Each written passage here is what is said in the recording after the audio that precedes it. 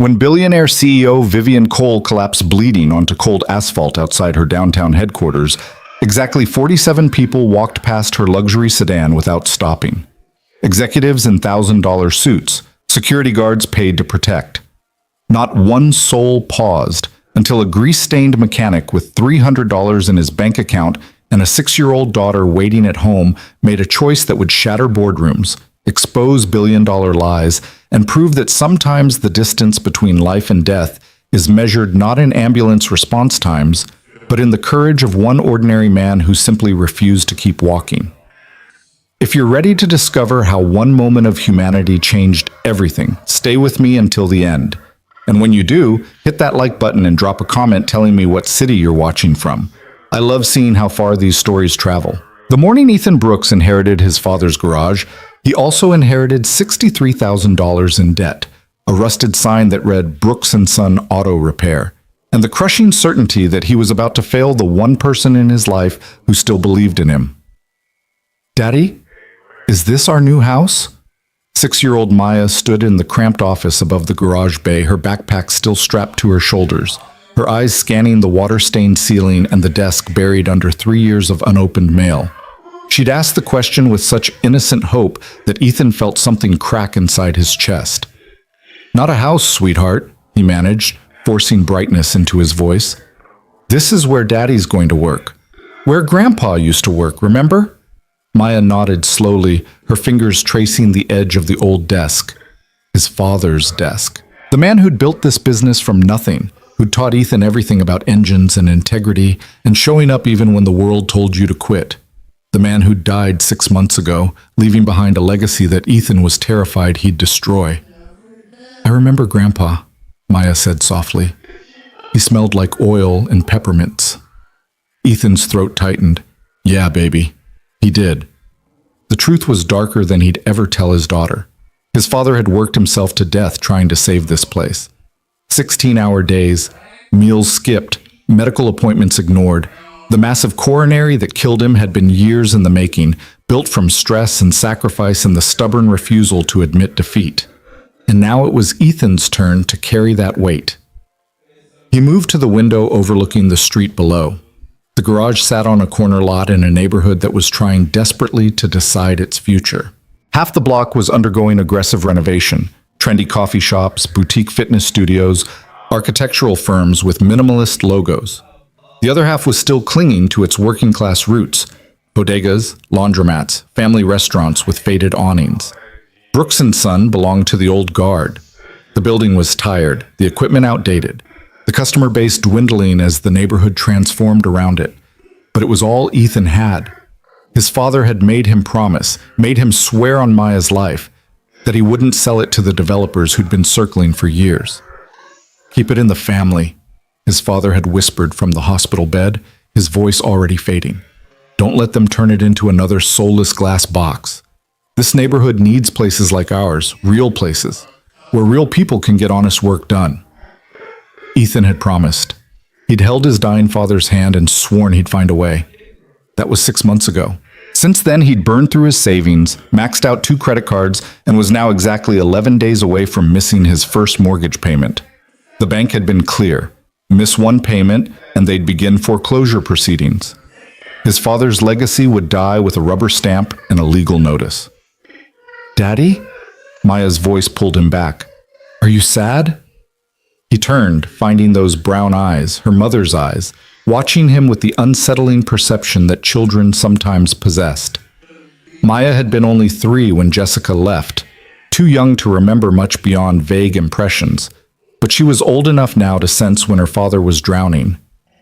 "Just thinking, sweetheart," he said, crossing to kneel in front of her. "Big thoughts about big plans." "Good plans?" "The best plans," he lied, smoothing her hair back. "Now, we need to get you to school. Mrs. Patterson's waiting downstairs to take you, remember?" Mrs. Patterson was their neighbor, a retired teacher who'd volunteered to handle morning drop-offs while Ethan tried to resurrect the garage. She was one of the good ones, the kind of person who still existed in neighborhoods like this, who understood that community meant actually helping your neighbors, not just posting about it online. After Maya left, chattering happily about show and tell, Ethan stood alone in the silent office and let himself feel the full weight of his situation. He had 11 days to generate enough business to cover the mortgage. 11 days to somehow compete with the sleek corporate auto centers that had sprung up across the city with their digital diagnostics and comfortable waiting lounges and loyalty programs. What did he have to offer? Expertise, yes. His father had been a master mechanic and he'd trained Ethan well. Integrity? Absolutely. But in a world where consumers valued convenience over craftsmanship, where people dropped off their cars like dry cleaning and expected miracles in an hour, traditional skills didn't pay the bills. His phone buzzed, a text from the parts supplier. Past due balance must be cleared before new orders processed. Thanks for your understanding. Understanding, right. Ethan deleted the message and descended the narrow stairs to the garage floor below. The space was cavernous, built back when mechanics actually worked on cars instead of just plugging them into computers. 4 bays, all empty. Lifts that needed maintenance, tools that belonged in a museum. His father's ghost lived in every corner. Ethan could still see him bent over an engine, hands black with grease, explaining the difference between fixing something and just making it run long enough to become someone else's problem. We fix it right, his father would say, or we don't fix it at all. That philosophy had earned respect but not wealth, and respect, as Ethan was learning, couldn't be deposited in a bank account. He was checking the oil reservoir on one of the lifts when he heard it, a sound that made every instinct in his body snap to attention. Not a mechanical sound, human, a cry, sharp and desperate, that cut through the morning quiet like a blade. Ethan moved to the garage's street entrance, squinting against the bright October sunlight. The parking lot across the street served the gleaming office tower that dominated the block. 20 stories of glass and steel that housed some tech company he'd never heard of. Even at 8:30 in the morning, the lot was filling with luxury vehicles, Teslas, BMWs, the occasional Porsche. And there, between a silver Mercedes and a black Escalade, someone was on the ground. Ethan's first thought was that it was a drunk or an addict. The neighborhood still had its share of both, despite the gentrification. But then he saw the clothing. An expensive business suit, pearl gray, already stained dark with something that made his stomach drop. Blood. He was moving before conscious thought caught up. Across the street, dodging a delivery truck, his boots hitting pavement in a rhythm that matched his accelerating heartbeat. Other people were in the parking lot. He could see them, executives and assistants clutching coffee cups and phones, but they were flowing around the collapsed figure like water around a stone. Not stopping, not helping, not even slowing down. "Hey!" Ethan shouted, but his voice was lost in the urban morning symphony of traffic and construction. "Someone called 911." No one responded. A woman in designer heels actually stepped over the outstretched hand of the person on the ground, her attention locked on her phone screen, earbuds firmly in place. Ethan reached the fallen figure and dropped to his knees, his mind clicking through the emergency first aid training he'd received years ago working construction. Check for consciousness, check for breathing, check for bleeding. The woman, because up close he could see it was a woman, was conscious but barely. Her eyes were open, glassy with pain and shock, her skin the color of wet concrete. She was maybe late 30s, with dark hair pulled back in a bun that was coming loose, and features that would have been striking if they weren't currently contorted in agony. "Ma'am?" Ethan kept his voice calm, steady, the way you'd talk to a spooked animal. "Can you hear me? I'm going to help you." Her lips moved, a whisper so faint he had to lean close to catch it. "Can't. Hospital. Meeting. You need a hospital," Ethan said firmly. He was already pulling out his phone, his other hand moving to her neck to check her pulse. Rapid and thready. Not good. "You're bleeding. We need to—" "No." The word came out stronger, propelled by whatever reserve of will was keeping her conscious. Her hand shot out, gripping his wrist with surprising strength. "Can't. Miss. Meeting. Board. 10 o'clock. Thousands. Jobs." Ethan stared at her, then at the blood seeping through her suit jacket, then back at her face. Her eyes were desperate, pleading, but also sharp, focused. This wasn't delirium. This was a woman trying to explain something she believed was more important than her own life. Listen to me, he said, gently but firmly prying her fingers from his wrist so he could dial. I don't know what meeting you're talking about, and I don't care. You're bleeding. You're in shock. And if we don't get you help right now, you're not going to make any meetings ever again. You don't understand. No, I don't, Ethan agreed, hitting 911. But I understand that you're dying, so we can argue about it at the hospital. The dispatcher picked 911, what's your emergency? I have a woman, late 30s, collapsed in a parking lot. Ethan's voice shifted into the clipped efficiency of someone reporting a crisis. She's conscious but disoriented. Significant bleeding from the abdomen area. Possible internal injuries. We're at the corner of 5th and Morrison, northeast corner, in the parking lot of the... He glanced up at the building. TechCore Industries Tower. Help is on the way, the dispatcher assured him. Sir, is she able to speak? Barely. Ethan looked down and found the woman's eyes locked on his face with an intensity that was almost frightening. She was mouthing words, the same phrase over and over, and it took him a moment to parse it. Please, please, please. Something in that desperate repetition got through his practical defenses. This wasn't just fear of hospitals or medication or doctors. This was something else. Something that made a woman who was quite possibly bleeding to death care more about a meeting than her own survival. Sir? Is the patient still conscious? Yeah, Ethan said, not breaking eye contact with the woman on the ground. Yeah, she's conscious. Around them, the parking lot continued to fill and empty. People walked past. Cars maneuvered into spaces. A group of young professionals laughed about something as they headed toward the building entrance, their designer coffee cups steaming in the cool morning air. Not one of them looked down. Ethan had seen a lot of things in his 34 years. Poverty, addiction, violence, the slow death of communities that no one with power cared enough to save. But he'd never seen anything quite like this. A woman dying in broad daylight while dozens of people in expensive suits simply stepped around her. What's your name? He asked quietly, putting the phone on speaker so the dispatcher could hear, but keeping his voice low meant just for the woman in front of him. Her lips formed a word. He had to lean close to hear it.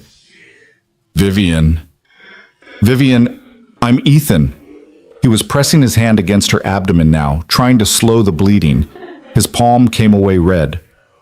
And I'm going to get you through this, but you need to tell me what happened. Collapsed, she managed.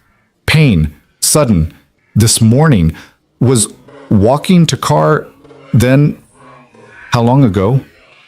20 minutes? 20 minutes. Ethan looked around the parking lot with new eyes, with fresh horror. She'd been lying here for 20 minutes while the corporate world flowed around her like she was invisible. The wail of sirens cut through the morning. Thank God. Ethan stayed where he was, maintaining pressure, maintaining contact. Vivian's eyes were starting to flutter, consciousness slipping.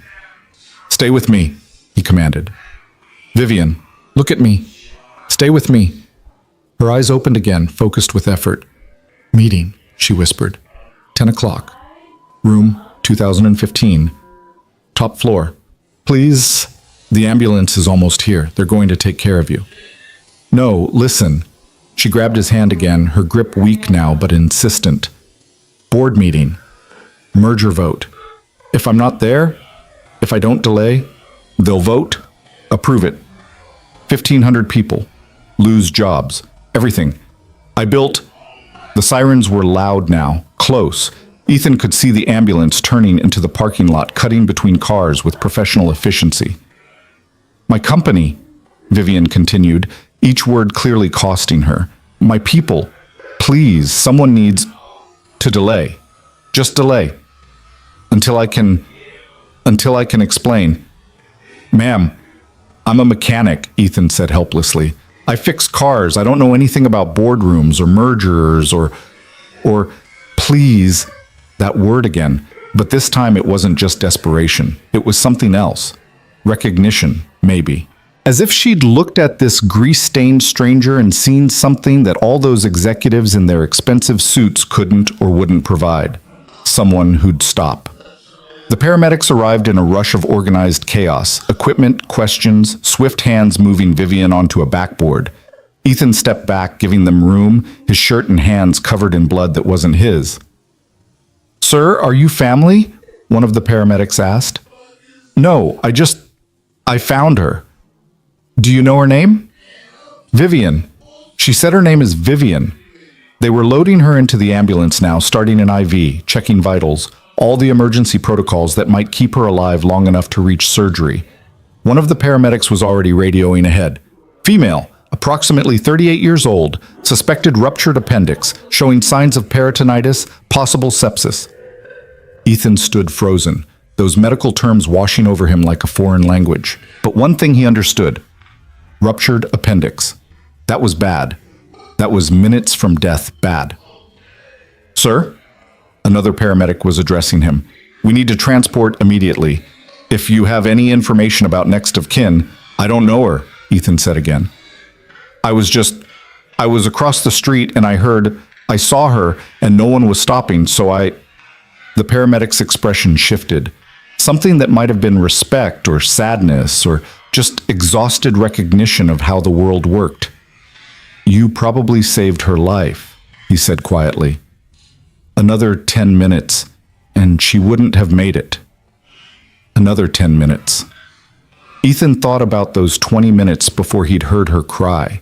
20 minutes of executives and assistants and security guards walking past a dying woman because they had meetings, because they had deadlines, because stopping would have been inconvenient. "Wait." Ethan moved toward the ambulance. "Which hospital?" "County General." Can I ride with you?" The paramedic hesitated.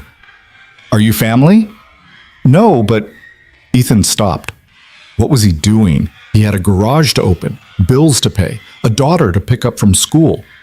This woman was nothing to him. A stranger who'd collapsed in a parking lot. There were systems in place for this. Professionals who'd take care of her. But then he remembered her eyes. That desperate plea. "Please." "She asked me to help her," Ethan said. It sounded absurd even to his own ears. "She said something about a meeting and jobs and... Look, I know it sounds crazy, but I think there's something important happening at 10 o'clock in that building, and I think she believed I could, I don't know, do something about it." The paramedic glanced at his watch. 8:47 a.m. "Sir, this woman is critically injured. Whatever meeting she was worried about doesn't matter anymore. She needs surgery, probably within the hour. So unless you're family or you have legal authority, just let him come." The voice came from inside the ambulance, weak but clear. Vivian was conscious again, her eyes finding Ethan through the open doors. "Please, he's all I have right now." That statement, its simple, terrible truth, hit Ethan harder than he wanted to admit. Here was a woman in a suit that probably cost more than his monthly mortgage, working in a building that housed a company apparently important enough to warrant a board meeting about 1,500 jobs, and in her moment of greatest need, she had no one. No family rushing to her side. No assistant with emergency contacts. Just a mechanic with blood on his hands who'd happened to hear her cry. The paramedic looked at Ethan, then at Vivian, then sighed. "Get in, and stay out of the way." Ethan climbed into the ambulance, settling onto the small bench seat as they slammed the doors and the vehicle lurched into motion, sirens wailing. He watched the paramedics work, checking vitals, adjusting the IV, monitoring the equipment that beeped and flashed in the cramped space. Vivian's eyes were closed now, but her hand was moving, reaching. Without thinking, Ethan took it. Her fingers were cold, trembling.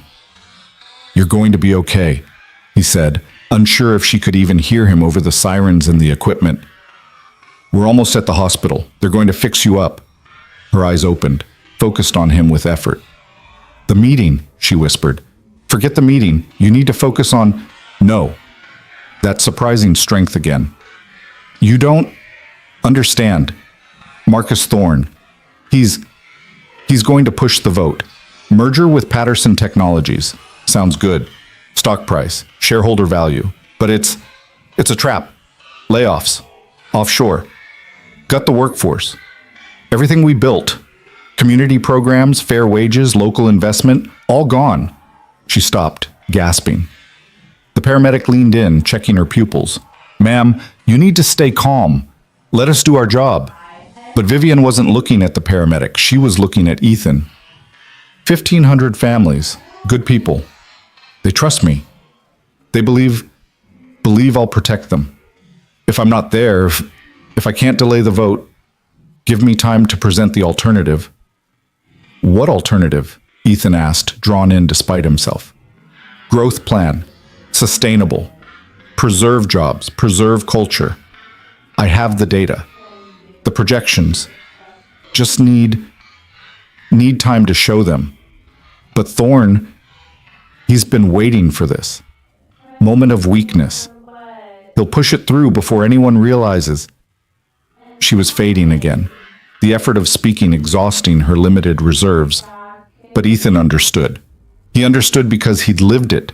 That moment when someone with power and resources decides that what you've built, what you've sacrificed for, doesn't matter as much as their bottom line. When convenience and profit override every other consideration. "Vivian," he said gently. "This is Image," he said. "I'm a mechanic. I don't know anything about corporate board meetings. How would I even—" "Room 2015, she managed. "Building directory, top floor. Tell them I sent you. Tell them I'm alive but in surgery. Tell them to delay, just delay. Please. You're the only person who stopped."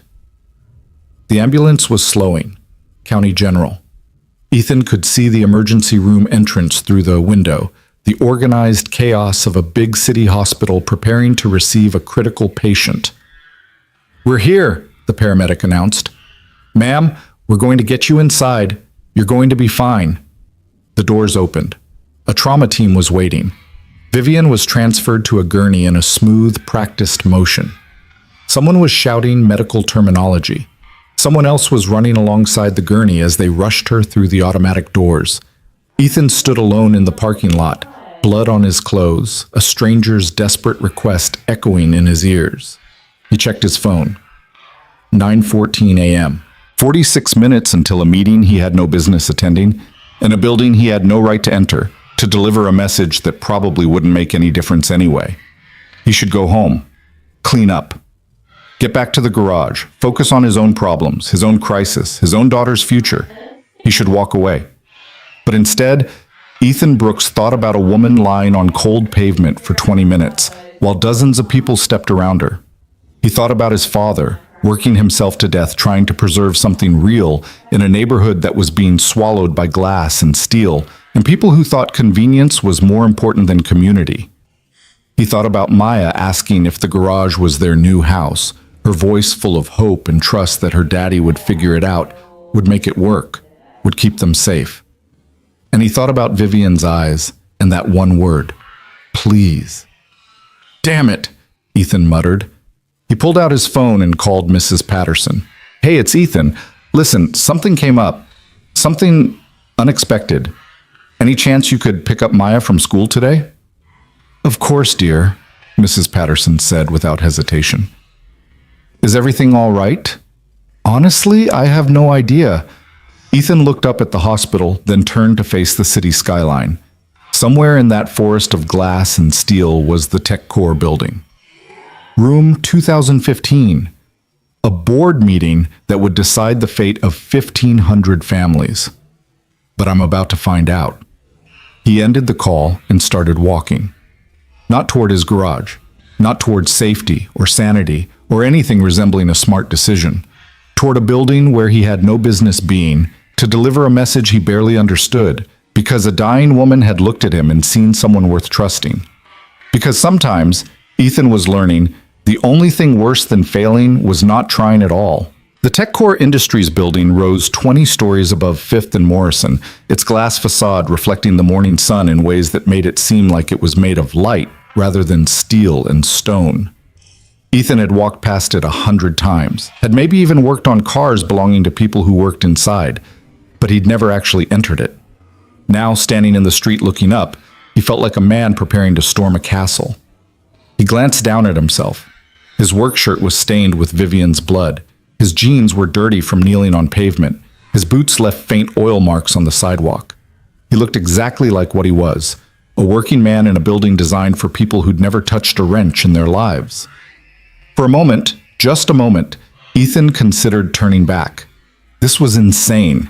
He was a 34-year-old mechanic with a failing business and a 6-year-old daughter depending on him. What was he doing trying to intervene in a corporate board meeting? What could he possibly say that would make any difference? But then he thought about Vivian's hand in his, the way she'd looked at him with such desperate hope. You're the only person who stopped. That was the truth of it. In a parking lot full of people, educated, successful, powerful people. He'd been the only one to hear her cry and choose to help. Maybe that didn't qualify him to walk into a boardroom. Maybe it didn't give him the right to speak. But maybe, just maybe, it meant he had something those executives in their expensive suits didn't. Maybe it meant he still remembered that people mattered more than meetings. Ethan pushed through the revolving doors into a lobby that looked like it belonged in a modern art museum. White marble floors, floating staircases, walls made entirely of glass that overlooked a courtyard garden designed to look natural but probably cost more to maintain than his garage made in a year. A security desk dominated the center of the space, staffed by 2 guards in crisp uniforms. Behind them, a wall of turnstiles controlled access to the elevators beyond. Everything was clean, controlled, designed to separate those who belonged from those who didn't. Ethan approached the desk, acutely aware of every oil stain on his clothing, every callus on his hands. "Can I help you?"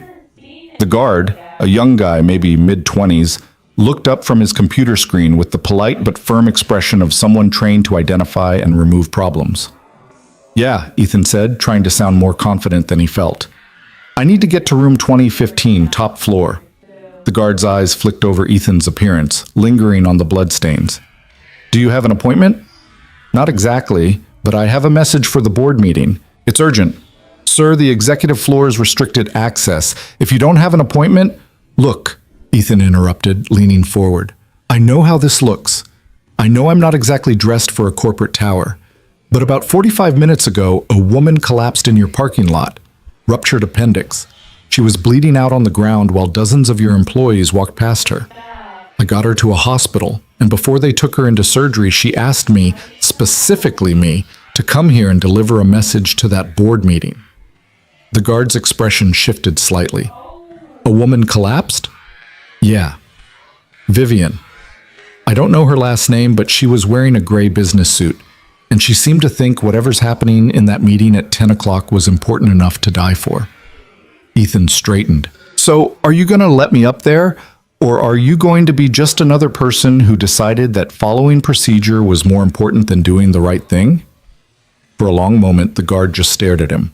Then he turned to his colleague, an older woman with silver hair and sharp eyes. "Did you hear anything about someone collapsing this morning?" The woman was already typing. Checking the incident log. A pause. "Emergency services were called to the north parking lot at 8:37 a.m. Medical emergency. 1 transported to County General." She looked up at Ethan. "That your woman?" "That's her." "And she asked you to come here?" "She did. I don't know why. I don't know what I'm supposed to say when I get up there. But she was desperate, and she was dying, and she trusted me with something that obviously matters to her." Ethan met the woman's eyes. "I'm not asking you to break protocol. I'm asking you to make a choice." The 2 guards looked at each other. Some kind of silent conversation happened, the kind that comes from years of working together, of learning when the rules mattered and when they got in the way of actual human decency. Finally, the older guard reached for a clipboard. "Name?" "Ethan Brooks." "And the person who collapsed, you said her first name was Vivian?" "That's all I know." More typing. Then the guard's expression changed. Surprise, maybe even shock. "Vivian Cole," she said quietly, "CEO and founder of TechCore Industries." The words hung in the air like a bomb that hadn't exploded yet. "CEO?" Ethan repeated. That woman on the pavement, bleeding and desperate, was the head of this entire company? 23rd floor, the younger guard said abruptly, reaching for a visitor's badge. "Room 2015. Take the express elevator on the left. And sir?" He held Ethan's eyes. "I don't know what's happening up there, but thank you for stopping, for helping her." Ethan took the badge, his mind reeling.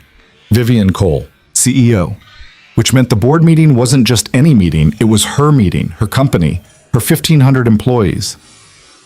And she'd been lying in a parking lot for 20 minutes while her own people walked past.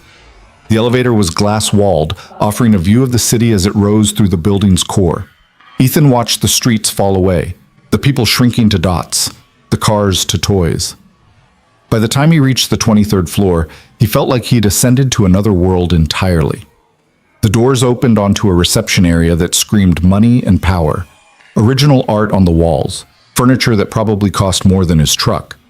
Floor-to-ceiling windows that turned the city into a backdrop. And people. Lots of people. Men and women in expensive suits, clustered in small groups, their voices low but intense. The air practically crackled with tension. "Excuse me." Ethan approached the reception desk, where a woman in her 50s sat with the ramrod posture of someone who'd been guarding executive access for decades. "I'm looking for room 2015. The receptionist looked up, and Ethan watched her take in his appearance. The blood-stained shirt, the working man's hands, the visitor's badge that marked him as someone who didn't belong. Her expression shifted through several emotions before settling on professional courtesy. "Do you have an appointment?" "I have a message for the board meeting." "Sir, the board meeting is in session. They cannot be disturbed." "It's about Vivian Cole," Ethan said flatly. "Your CEO, who collapsed this morning in the parking lot and is currently in surgery at County General." The effect was immediate and dramatic. Conversation stopped. Heads turned. The receptionist went pale. "What did you say?" "Vivian Cole collapsed approximately an hour ago. Ruptured appendix. I found her in the parking lot and got her to the hospital." Ethan kept his voice level, professional, but he made sure it carried. He wanted everyone on this floor to hear. "Before they took her into surgery, she asked me to come here and deliver a message to the board meeting. So unless you want to be the person who kept that message from being delivered, I suggest you tell me where room 2015 is, now." The receptionist stood, her hands shaking slightly. I'll notify the board president, Mr. Thorne, he's room 2015, Ethan repeated. "Which direction?" A man stepped forward from one of the clustered groups. Late 50s, silver hair, a suit that probably cost more than Ethan's truck. His expression was composed, but his eyes were calculating, assessing. "I'm Marcus Thorne," he said smoothly. "I'm board president and CFO. You say you have a message from Vivian?" Ethan recognized the name. This was the man Vivian had warned him about. The one pushing the merger, planning the layoffs, the one who'd been waiting for a moment of weakness. "I do," Ethan said carefully. "Then, by all means, deliver it." Thorne gestured toward a hallway. "Room 2015 is this way." As Ethan followed, he was acutely aware of the entourage forming behind them. Executives, assistants, people who'd been waiting in the reception area now trailing along like spectators at an accident scene. The building felt different up here. The air itself seemed thinner, colder, charged with a kind of power that had nothing to do with electricity. Room 2015 turned out to be less a room and more a corporate cathedral. The boardroom occupied the entire northeast corner of the floor, with windows on two sides offering panoramic views of the city. A massive oval table dominated the space, surrounded by leather chairs that probably cost more than Ethan's monthly mortgage. And people, the board of directors, maybe 15 or 20 of them, were already seated, papers and laptops spread before them, their conversations dying as Ethan entered with his escort of curious onlookers. "Ladies and gentlemen," Thorne announced, his voice carrying the practiced authority of someone used to commanding rooms. "This man claims to have a message from Vivian. Apparently there's been some kind of medical emergency." Ethan stepped forward, suddenly aware of how absurd this was. He was a mechanic. These were titans of industry, people who made decisions worth millions, whose quarterly earnings probably exceeded his lifetime income. But then he remembered Vivian's hand in his, the desperate plea in her eyes. The fact that he'd been the only person in a parking lot full of executives who'd chosen to stop and help their own CEO when she was dying on the pavement. "My name is Ethan Brooks," he began, his voice rougher than he'd intended. "An hour ago, I was opening my garage across from your parking lot when I heard someone crying for help. I found a woman collapsed between cars. bleeding from what turned out to be a ruptured appendix. She was conscious enough to tell me her name was Vivian and to beg me not to take her to the hospital because she had a meeting she couldn't miss. Murmurs rippled through the room. Someone gasped. Thorne's expression remained neutral, but something shifted in his eyes. Calculation, perhaps, or opportunity. I took her anyway, Ethan continued, because people were walking past her, dozens of people, your people. Executives in expensive suits heading into this building, stepping around a dying woman because they had somewhere more important to be. He let that sink in, watching discomfort ripple across faces. The paramedics said another 10 minutes and she wouldn't have made it. That's how close it was. Is she? A woman at the far end of the table asked, her voice tight. She's in surgery now. I don't know more than that. Ethan's eyes found Thorne. But before they took her in, she grabbed my hand and gave me a message. She said there's a merger vote happening at 10 o'clock. She said that if she wasn't here to delay it, to present an alternative, 1,500 people would lose their jobs. She asked me, a stranger, a mechanic with grease under his fingernails, to come here and ask you to wait. Silence. Complete breathless silence. Then Thorne spoke, his voice smooth as oil. Mr. Brooks, we're all deeply concerned about Vivian's health. I can assure you we'll postpone the meeting until... Will you? Ethan interrupted, surprising himself. But he'd seen the look in Thorne's eyes, the same look he'd seen in developers' eyes when they talked about revitalizing his father's neighborhood. Because from what Vivian said, it sounded like you've been waiting for exactly this kind of moment, a moment when she's not here to fight back. Thorne's expression hardened. Mr. Brooks, I don't think you understand the complexities. You're right, I don't. Ethan looked around the table, making eye contact with as many board members as possible. I don't understand how a boardroom works. I don't understand mergers or acquisitions or shareholder value. What I understand is that your CEO, the woman who built this company, was lying on pavement this morning while her own employees walked past her. And in what might have been the last conscious moments of her life, she wasn't thinking about herself.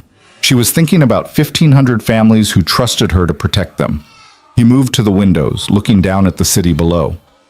From this height, the streets looked like canyons, the people like ants. It was easy, from up here, to forget they were human. My father built a business, Ethan said quietly. Nothing like this, just a garage. But he worked himself to death trying to keep it alive, trying to preserve something real in a neighborhood that's being swallowed by glass and steel, and people who think convenience is more important than community. He made me promise I wouldn't let it die with him. He turned back to face the room. I don't know Vivian Cole, but I know desperation when I see it. I know what it looks like when someone cares about something more than their own life.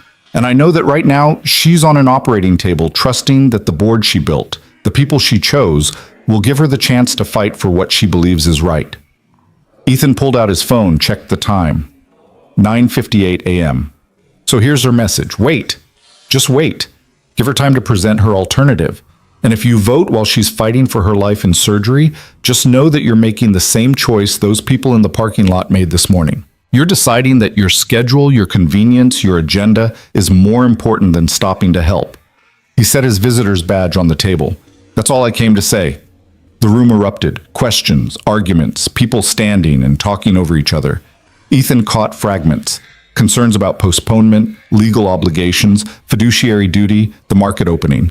The language of power and money and decisions that would affect thousands of lives without those lives ever entering the room where the choices were made. Through it all, Marcus Thorne stood silent, watching Ethan with the expression of a chess player whose opponent had just made an unexpected move. Finally, Thorne raised his hand. The room quieted. Mr. Brooks, he said, you've delivered your message. And while I'm sure we all appreciate your passion, the fact remains that this board has legal obligations. We have investors, stakeholders, contractual commitments. We cannot simply postpone a vote of this magnitude based on the request of a man who, by his own admission, knows nothing about corporate governance. You're right, Ethan agreed. I don't know anything about corporate governance, but I know something about integrity, and I know what it looks like when someone without power asks for help from someone with it. He started toward the door, then paused. Vivian Cole trusted me to deliver a message. A dying woman looked at a stranger covered in blood and saw someone worth trusting. I did what she asked. What you do with it is your choice. Ethan walked out of that boardroom, past the reception area, past the clustered executives, into the elevator that would carry him back down to street level, back to his world of grease and debt and struggling to survive. He'd done what Vivian asked. Whether it would make any difference, he had no idea. But at least, unlike all those people in the parking lot, he'd stopped. The elevator descent felt longer than the ascent. Each floor a reminder of the gulf between the world Ethan had just left and the one he was returning to. His hands were still shaking, not from fear, but from the adrenaline crash that comes after doing something monumentally stupid and not yet knowing whether it mattered. When he stepped back into the lobby, the same security guards were at their posts. The older woman caught his eye, raised an eyebrow in silent question. Ethan just shook his head. He had no idea what he'd accomplished up there, if anything. Outside, the morning had shifted into that bright, crisp October clarity that made the city look almost beautiful. Ethan stood on the sidewalk, looking back at the Tech Core building, wondering if somewhere on the 23rd floor a group of powerful people were having a conversation about a mechanic who'd walked into their boardroom covered in blood and asked them to remember their humanity. Probably not. More likely they were already voting, already moving forward with whatever Marcus Thorne had planned, already forgetting that their CEO had nearly died while they sipped their expensive coffee. Ethan's phone buzzed. A text from Mrs. Patterson. Maya's at school. Don't worry about pickup. I've got her all day if you need. Hope everything's okay.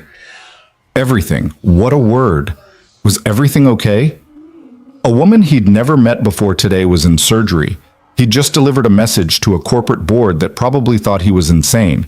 His garage was still drowning in debt, still 11 days from foreclosure, still no closer to salvation than it had been when he'd woken up this morning. But he'd stopped. When everyone else kept walking, he'd stopped. Maybe that was something. Ethan started walking back toward the garage, but his feet carried him past it, toward County General instead. He told himself it was just to check on Vivian, to make sure she'd survived surgery, to close the loop on this bizarre morning. But the truth was deeper and more complicated. He needed to know that stopping had mattered, that his choice to help had made a difference. County General was one of those massive urban hospitals that seemed to exist in a state of controlled chaos. Ethan navigated through the emergency room, past crying children and exhausted parents, and people holding blood-soaked towels to various injuries, until he found the surgical wing. I'm looking for information on a patient, he told the nurse at the desk. Vivian Cole. She was brought in about 2 hours ago with a ruptured appendix. The nurse, a tired-looking woman in her 40s with kind eyes, checked her computer. Are you family? No, I'm the one who found her. I rode in the ambulance with her. Something in the nurse's expression softened. She's out of surgery. Doctor wants to keep her in recovery for a few more hours, but the procedure went well. She was lucky you found her when you did. Relief hit Ethan like a physical force. Can I see her? Not in recovery, but if you want to wait, she'll be moved to a room in maybe 3 or 4 hours. The nurse paused. We haven't been able to reach any family. No emergency contacts answered. It's like she doesn't have anyone. The words echoed what Vivian herself had said in the ambulance. You're all I have right now. How did someone build a company, employ 1,500 people, and end up with no one to call when they were dying? I'll wait, Ethan said. The surgical waiting room was a study in anxiety, people pacing, praying, staring at phones or TV screens or nothing at all. Ethan found a chair in the corner and sat, suddenly aware of how exhausted he was. The adrenaline that had carried him through the morning was gone, leaving behind bone-deep weariness. He pulled out his phone, thinking he should call someone, tell someone where he was. But who? Maya was at school. Mrs. Patterson knew he was dealing with something unexpected. He had no other family, no close friends, beyond a few former coworkers he saw maybe twice a year. When had his life become so small? When had the circle of people who mattered shrunk to just him and his daughter? Ethan knew the answer. It had happened gradually, over the 3 years since Jessica left. She'd walked out when Maya was 3, leaving a note that used words like unfulfilled and need to find myself and you'll be better off. She'd sent a few birthday cards in the beginning, called once or twice. Then nothing. Just silence and the occasional Instagram post showing her new life in California. Yoga retreats, beach sunsets, no mention of the daughter she'd abandoned. After that, Ethan had pulled inward, focused on survival, on being enough for Maya, on not letting his daughter feel the absence of the woman who'd given birth to her. He'd stopped dating, stopped socializing, stopped doing anything that didn't directly serve the goal of keeping his small family afloat. And now here he was, sitting in a hospital waiting room for a woman he'd known for less than 3 hours, because they'd both discovered the same terrible truth. Sometimes the only person who stops to help is a stranger. Mr. Brooks? Ethan looked up to find a doctor in surgical scrubs approaching. Young, maybe early 30s, with the kind of focused intensity that suggested she'd been awake for more hours than was healthy. That's me. I'm Dr. Sarah Chen. I perform Ms. Cole's surgery. She sat down in the chair next to him, and Ethan noticed the blood on her scrubs. Vivian's blood, probably. The nurse told me you're the one who found her. Yeah, in a parking lot. You saved her life, Dr. Chen said bluntly. Chen. The appendix had ruptured. Infection was spreading. Another hour and she would have gone into septic shock. Another 2 hours and we wouldn't have been able to save her. She paused. How did you know to help her? Were you together when she collapsed? No, I heard her from across the street. I run a garage nearby. You heard her? Dr. Chen's expression shifted to something Ethan couldn't quite read. From across the street, over traffic and construction and all the ambient noise of downtown. I guess I have good hearing. Or you were paying attention, the doctor countered. Most people don't. They're so locked into their own worlds, phones, headphones, thoughts, that they miss what's happening right in front of them. She leaned back, rubbing her eyes. I've been an ER surgeon for 7 years. You know how many times I've treated someone who collapsed in a public place and wasn't helped immediately? Too many. People don't want to get involved. They assume someone else will handle it. They're afraid of lawsuits or awkwardness or just being inconvenienced. Yeah, Ethan said quietly. I saw that today. A lot of people walked past her. But you didn't. No. Dr. Chen stood. Ms. Cole is going to be in recovery for another few hours. When she's stable enough to move, we'll get her into a private room. I understand you have a message you delivered for her? Ethan blinked. How did you... She woke up briefly in recovery. First thing she asked was whether you'd gone to the board meeting. Dr. Chen smiled faintly. I told her I had no idea what she was talking about, but she seemed very insistent that it was important. Did she say anything else? She asked if you were still here. I said I'd find out. The doctor pulled out a business card, scribbled something on the back. That's the room number she'll be moved to, 407. If you want to wait, you can see her once she's settled. Might be around 2 or 3 this afternoon. Ethan took the card. Thank you. After Dr. Chen left, Ethan sat with the card in his hand, trying to decide what to do. It was almost 11:30 now. He could go back to the garage, try to drum up some business, make some calls to suppliers, do something productive towards saving his father's legacy. Or he could wait. Stay here in this uncomfortable chair in this anxious room because a woman he barely knew had asked him for help and he wasn't sure his job was finished yet. His phone rang. Unknown number. Ethan almost didn't answer, probably a creditor or a robocall, but something made him pick up. Mr. Brooks? The voice was male, professional, with an edge of urgency. This is James Mitchell. I'm Vivian Cole's executive assistant. I understand you were the one who helped her this morning. That's right. I just heard about what happened. I was out of the office this morning at a supplier meeting. If I'd known... He stopped, composed himself. How is she? The hospital won't tell me anything because I'm not family. She's out of surgery. Doctor says she's going to be okay. A long exhale. Thank God. Mr. Brooks, I need to ask you about the board meeting. Security told me you went up to the executive floor. Did you speak with them? Yeah, I delivered Vivian's message. Asked them to delay the vote until she could present her alternative. Silence on the other end. Then, and what did they say? Marcus Thorne basically told me to mind my own business. Said the board has legal obligations, can't postpone based on a stranger's request. Ethan paused. Why? Did they vote? I don't know. The meeting is still in session. It's been going for almost 2 hours now, which is unusual. Normally, these merger votes are quick, 30 minutes, maybe an hour tops. James sounded cautious, hopeful. The fact that they're still talking, maybe your message got through. Maybe. Or maybe they're just arguing about procedure. Either way, you gave her a chance. That's more than she would have had otherwise. James cleared his throat. Mr. Brooks, I know you have no reason to trust me. We've never met. You don't know me from anyone. But I've worked for Vivian for 6 years. I know what this merger would do. I know what she's been fighting against. And I know that if anyone can stop it, it's her. She just needs time. What exactly is this merger? Ethan asked.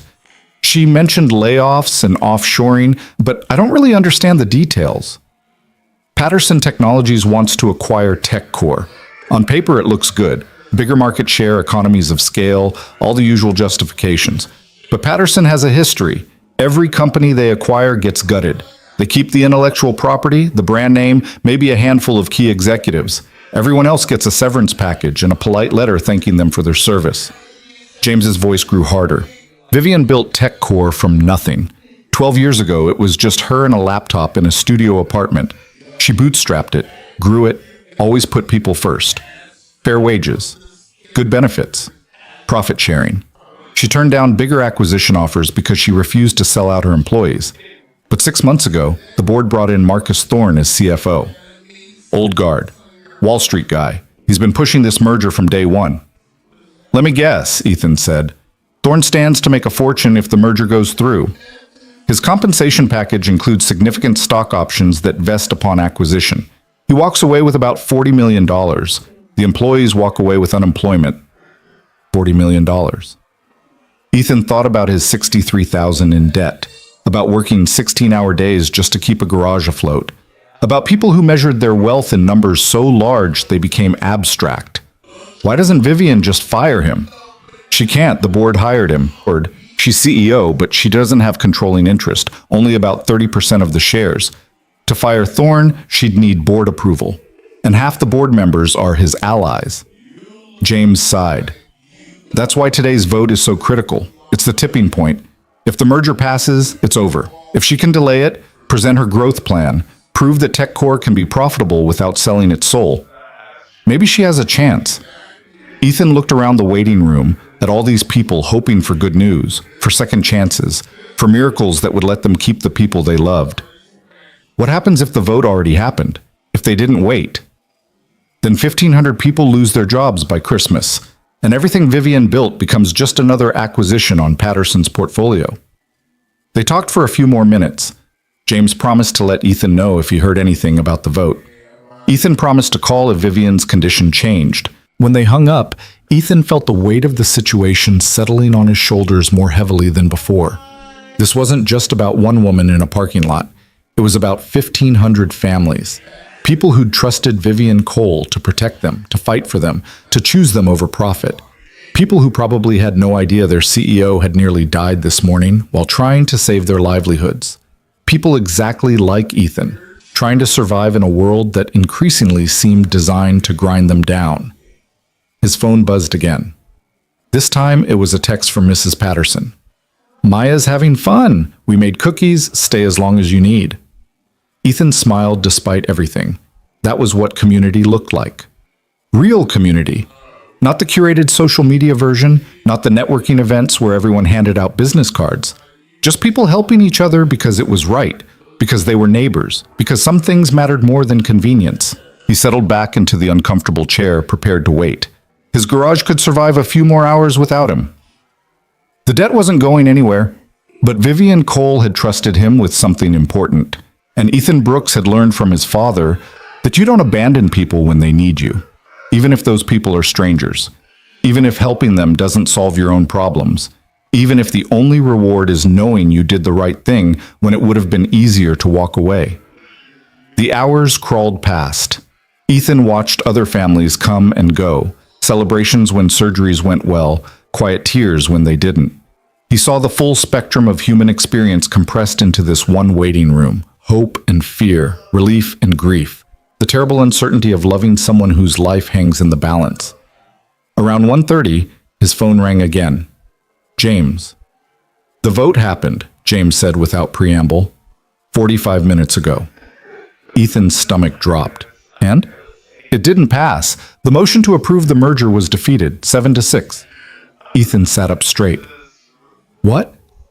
I don't have all the details yet, but from what I'm hearing, 3 board members who were expected to vote yes switched their votes. The merger is dead, at least for now. Patterson Technologies is withdrawing their offer. Why? What changed their minds? I think you did, Mr. Brooks. James's voice was thick with emotion. I think a mechanic walked into a boardroom and reminded a bunch of executives that the numbers on their spreadsheets represent actual human beings. And at least 3 of them decided that mattered more than their quarterly earnings. Ethan couldn't speak. He'd done it. Somehow, impossibly, he'd actually done what Vivian asked. There's more, James continued. Thorne resigned. Effective immediately. Apparently there was some kind of confrontation after the vote. Details are sketchy, but the official story is he's pursuing other opportunities. Between you and me, I think the board asked for his resignation after they realized he'd been pushing the merger primarily for personal gain. $40 million worth of personal gain, Ethan muttered.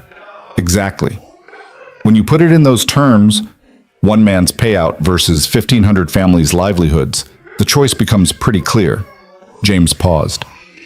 Mr. Brooks, I know Vivian will want to thank you personally when she's recovered, but I wanted you to hear it from me first.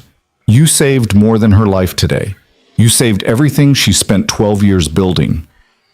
After they hung up, Ethan sat in stunned silence. He'd walked into that boardroom expecting nothing, hoping for nothing, really. He'd just been trying to keep a promise to a dying woman. And somehow, impossibly, it had worked. The world didn't usually work this way. People like Ethan, working class, struggling, without power or connections, didn't usually walk into corporate towers and change the outcome of billion-dollar decisions. But today, for reasons he still didn't fully understand, he had. Mr. Brooks? A nurse stood in the doorway. Ms. Cole has been moved to her room. She's awake and asking for you. Ethan followed the nurse through the maze of hospital corridors to room 407. The door was partially open. He could see Vivian in the bed, pale but conscious, an IV line running to her arm, monitors beeping softly in the background. She looked smaller somehow, more vulnerable. The powerful CEO who'd been desperate enough to trust a stranger was gone, replaced by a woman who'd just survived a near-death experience. Ethan. Her voice was rough but clear. You came back. Yeah. He stepped into the room, suddenly unsure what to do with his hands. How are you feeling? Like someone took a knife to my abdomen, which I suppose is accurate. A faint smile. Did you go to the meeting? I did. And? Ethan pulled a chair close to the bed. The vote didn't pass. The merger's dead. Thorne resigned. Your company is still yours, and your employees still have jobs. Vivian's eyes filled with tears. She turned her face away, and Ethan saw her shoulders shake. He sat quietly, letting her process, understanding that sometimes the magnitude of relief is as overwhelming as the magnitude of fear. I'm sorry, she finally said, wiping at her eyes. It's just, I've been fighting this for 6 months, every day, every board meeting, trying to hold back the tide. And this morning when I collapsed, all I could think was that I'd failed, that I'd let them down. You didn't fail. You fought all the way to a hospital bed. Because you stopped. Vivian looked at him directly now. Out of everyone in that parking lot, executives, managers, people I've worked with for years, you were the only one who heard me. The only one who cared enough to help. Ethan didn't know what to say to that. The truth was complicated. He'd stopped because his father had raised him to stop. Because he couldn't live with himself if he didn't. Because at some fundamental level, he believed people were supposed to help each other. I need to ask you something, Vivian said. And I need you to be honest. When you walked into that boardroom, what did you see? What do you mean? I mean, you're not part of that world. You have no stake in TechCore or Patterson Technologies or corporate acquisitions. You walked into a room full of powerful people and told them to wait. Why? What made you do it? Ethan thought about his answer carefully. I saw my father, he finally said, working himself to death trying to save something real. I saw my daughter trusting me to provide a stable future even though I'm drowning in debt. I saw you lying on pavement while people stepped around you. And I saw 1,500 families who had no idea their livelihoods were being decided by people who'd never met them. He leaned forward. You asked me what I saw in that boardroom. I saw people who'd forgotten that the numbers on their spreadsheets represent human beings. People with kids and mortgages and dreams.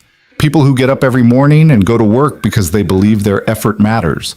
Their contribution means something. I saw people about to destroy all that because it was convenient, because it was profitable, because they could. Vivian was quiet for a long moment, then, what you described, that's why I started TechCore. I worked for companies that treated employees like interchangeable parts, like expenses to be minimized rather than people to be valued. I wanted to build something different, something that proved you could be successful and humane at the same time. You did, Ethan said. Whatever happens next, you built that. Those 1,500 employees, they still have jobs because you fought for them. That matters. It almost didn't. Vivian's voice dropped. If you hadn't stopped, if you'd been like everyone else in that parking lot. But I did stop. And so did those 3 board members who changed their votes. People can surprise you sometimes. Vivian smiled, but it was sad. Can I tell you something? Something I haven't told anyone? She waited for his nod. When I was building this company, I used to think success meant proving everyone wrong. All the people who said a woman from a working class background couldn't compete with the tech elite. All the investors who rejected my pitches. All the competitors who tried to crush me before I could gain traction. I wanted to build an empire just to show them. She shifted in the bed, wincing slightly. But somewhere along the way, it changed. It became about the people, about creating something meaningful, building a culture where everyone, from the janitors to the executives, felt valued, where profit wasn't the only measure of success. That's rare, Ethan said. Most companies don't think that way. I know, and that's what makes losing so terrifying, because if TechCore goes down, it doesn't just prove I failed. It proves the whole model failed. It tells everyone who believed in the idea that caring about people is a luxury you can't afford in the real world. Ethan understood that fear. He lived it every day with his garage. Every time a customer chose the corporate auto center over his honest craftsmanship, it felt like proof that integrity was a losing strategy, that the world rewarded efficiency over quality, convenience over relationship, profit over principle. You didn't fail, he said firmly. You're lying in a hospital bed because you fought to the point of physical collapse. That's not failure. That's something else entirely. Desperation? Vivian suggested with a wry smile. Commitment, integrity, actually giving a damn. Ethan stood, feeling suddenly awkward. I should let you rest. You've been through a lot. Wait. Vivian's hand moved toward him, and he took it without thinking. Her grip was weak but determined. I owe you more than gratitude. You saved my life. You saved my company. You did something I couldn't do. You made them see what was at stake. I just told them the truth, which is exactly what they needed to hear. Vivian paused. James told me about your garage, that you're struggling, that you inherited debt along with the business. Ethan felt his defenses rise. I'm managing. Ethan, I'm not offering charity. I'm offering partnership, investment, if you'll accept it. TechCore has resources. We could help you modernize, expand, compete with those corporate centers. In exchange, we'd have a trusted auto service partner for our company fleet. It was tempting. More than tempting. It was everything Ethan needed. Capital, stability, a chance to save his father's legacy without drowning in the process. But something made him hesitate. Why? He asked. You don't know anything about me beyond one morning of crisis. I could be a terrible businessman. The garage could be unsalvageable. You stopped, Vivian said simply. When everyone else kept walking, you stopped. That tells me everything I need to know about your character. And character, in my experience, is the foundation of any successful business. She released his hand. Think about it. No pressure, no timeline. Just consider the possibility that sometimes the reward for doing the right thing is actually getting help when you need it most. Ethan nodded, not trusting himself to speak. He'd spent so long struggling alone, convinced that accepting help meant admitting defeat, that he'd almost forgotten what it felt like to have someone offer partnership instead of pity. I'll think about it, he finally said. And Vivian, thank you for trusting me this morning, for asking me to help even though it didn't make any sense. It made perfect sense, she countered. You were the only person in that parking lot who remembered how to be human. Sometimes that's all we need, someone who hasn't forgotten how to care. Ethan left the hospital as the afternoon sun was starting its descent toward evening. The city looked different now, softer somehow, as if the events of the day had changed not just individual lives, but something in the air itself. His phone showed multiple missed calls, suppliers probably, or the bank, or any of the dozen entities that wanted money he didn't have. But for the first time in months, Ethan felt something other than desperation when he looked at those notifications. He felt hope. The walk back to the garage took Ethan through streets he'd known his entire life, but they felt different now, charged with a possibility he hadn't allowed himself to feel in years. The autumn air was crisp, carrying the scent of roasting coffee from the new cafe 2 blocks over, and the familiar oil-tinged smell of the industrial neighborhood that refused to completely surrender to gentrification. When he reached Brooks & Son, the building looked simultaneously smaller and more significant than it had this morning. The faded sign, the cracked pavement, the roll-up door that stuck unless you knew exactly where to kick it. These weren't just signs of decay anymore. They were evidence of survival. Proof that something real could persist even when the world around it was transforming into glass and steel. Ethan unlocked the side door and climbed the stairs to the office. The mail was still piled on his father's desk. The water stains still marked the ceiling, but somehow the weight of it all felt less crushing. Maybe it was the adrenaline still working through his system. Maybe it was Vivian's offer of partnership echoing in his head. Or maybe it was simply the knowledge that sometimes, impossibly, doing the right thing actually led somewhere other than further into the hole. He was sorting through invoices, a depressing habit he couldn't seem to break, when his phone rang. Unknown number again, but this time local. Mr. Brooks, this is Catherine Pierce. I'm on the Tech Core Board of Directors. Ethan straightened in his chair. Hello. I wanted to call personally to thank you for what you did today. Her voice was measured, professional, but with an undercurrent of genuine emotion. I was one of the votes that changed, and I wanted you to understand why. You don't have to explain. No, I do. Because what you did in that boardroom matters, and you deserve to know the impact it had. Catherine paused, and Ethan heard the sound of a door closing, as if she was seeking privacy. I've been on corporate boards for 23 years. I've sat through hundreds of meetings, and I've watched good companies get destroyed by people who care more about quarterly earnings than long-term sustainability. People who can discuss layoffs over lunch without ever thinking about the actual human cost. She took a breath. When you walked into that room today, covered in Vivian's blood, and told us what happened in the parking lot, that dozens of our own employees walked past our CEO while she was dying, it was like someone had thrown cold water in my face. I realized I'd become exactly what I used to despise, someone who could vote away 1,500 jobs and sleep just fine because I'd never have to look those people in the eye. What changed? Ethan asked quietly. You asked us a question, even if you didn't phrase it that way. You asked whether we were going to be the kind of people who keep walking or the kind who stop. Catherine's voice strengthened. I have 3 grown children. I've spent their entire lives telling them that character matters, that integrity matters, that we have an obligation to help others when we can. And then I was about to vote for a merger that would destroy lives just because it was financially convenient. Ethan heard papers rustling, the sound of someone settling into a chair. I wasn't the only one who felt that way, Catherine continued. After you left, the room was silent for almost a full minute. Then Elizabeth Hardwick, another board member, spoke up. She said her father had been a factory worker who lost his job when the plant got bought out and closed. She said she remembered what that did to her family. The stress, the fear, The way her parents fought about money in the middle of the night when they thought she was asleep. And the third vote? Ethan asked. Robert Chen. His vote surprised everyone, including me. He's normally Thorne's closest ally. But he stood up and said he'd been thinking about his own employees. He owns a manufacturing company.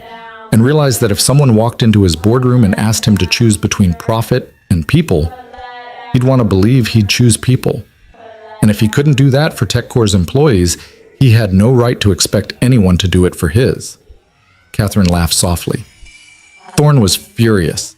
He tried to call for a recess, argue procedure, anything to delay the vote. But the momentum had shifted. When we finally took the vote, the merger failed 7-6. And then Robert made a motion to ask for Thorne's resignation. It passed 9-4. Ethan tried to process this. 3 votes. 3 people who'd been ready to approve a merger that would gut a company, who'd changed their minds because a stranger had reminded them that numbers on spreadsheets represented human lives. Mr. Brooks, I know Vivian plans to speak with you about business opportunities, and I want you to know that I fully support whatever arrangement you two work out. But more than that, I want to thank you for reminding me why I agreed to serve on this board in the first place. Catherine's voice grew soft. It wasn't for the prestige or the compensation. It was because I believed companies could do well while doing good. I'd lost sight of that. You helped me find it again. After they hung up, Ethan sat in the silence of his father's office and thought about the strange arithmetic of the day.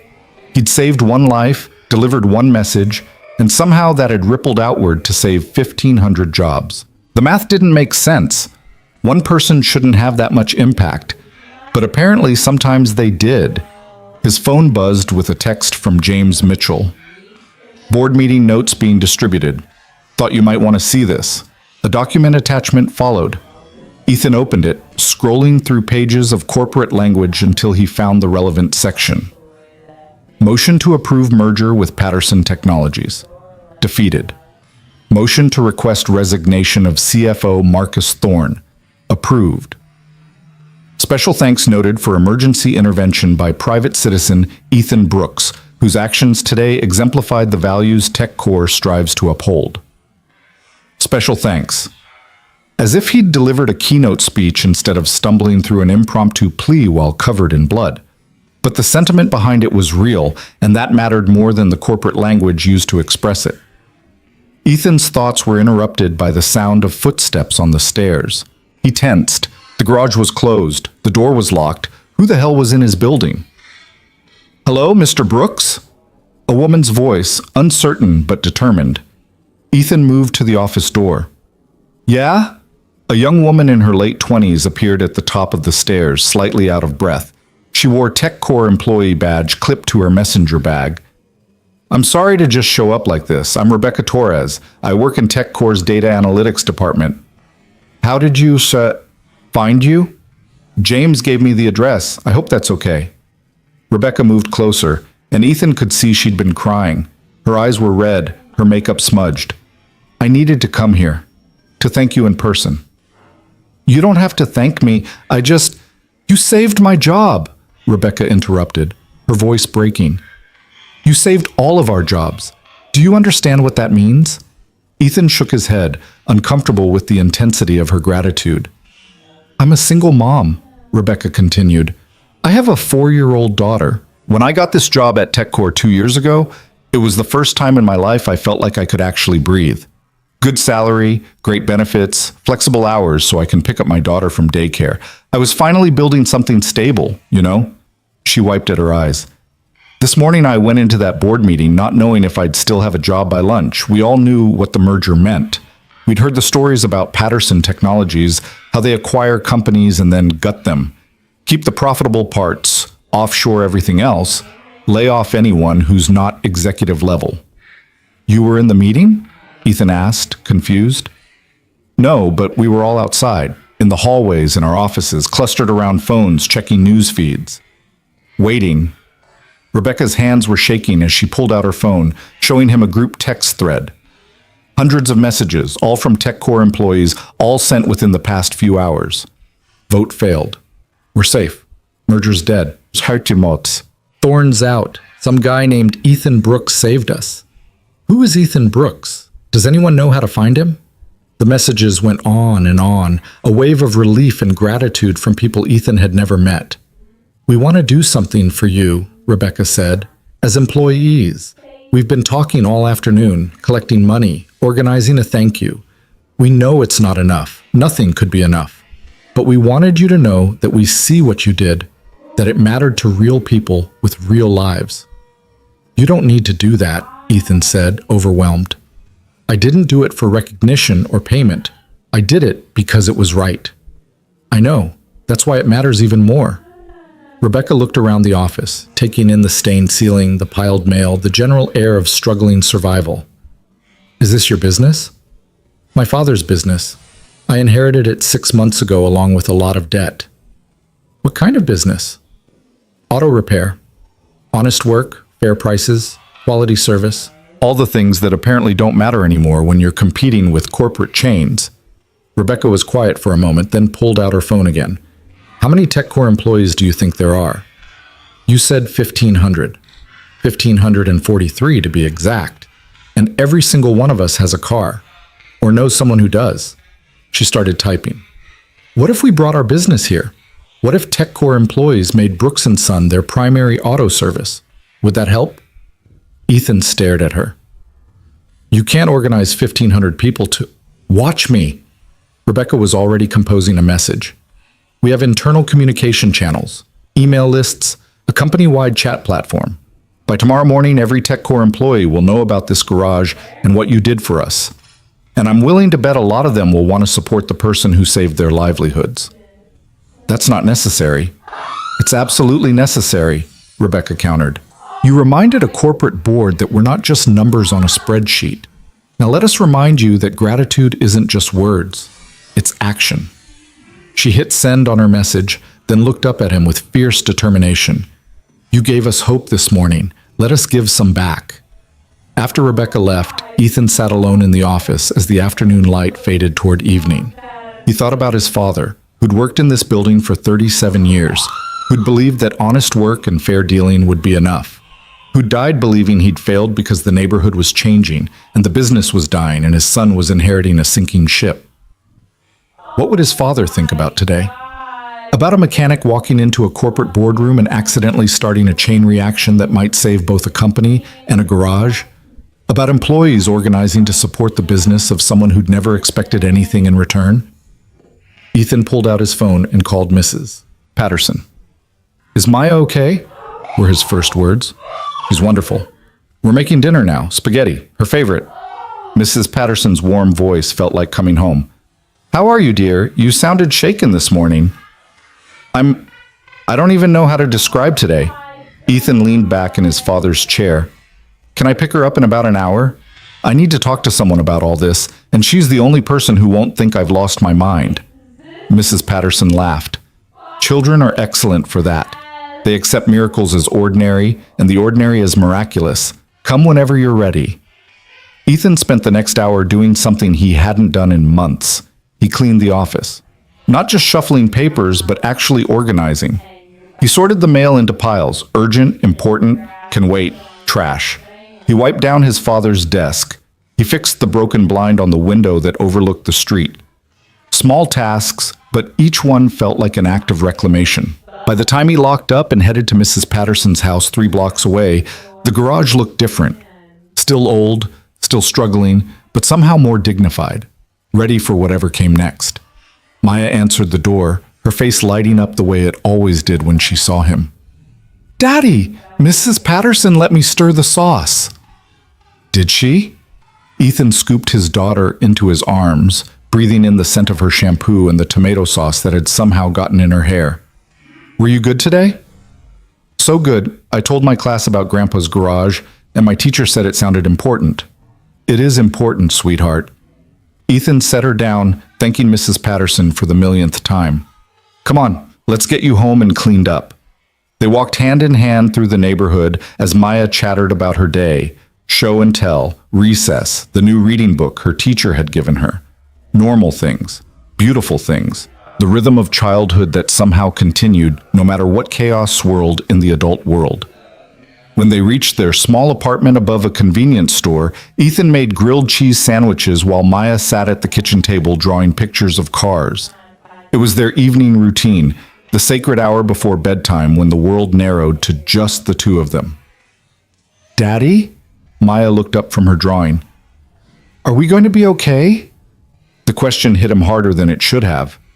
"What do you mean, baby?"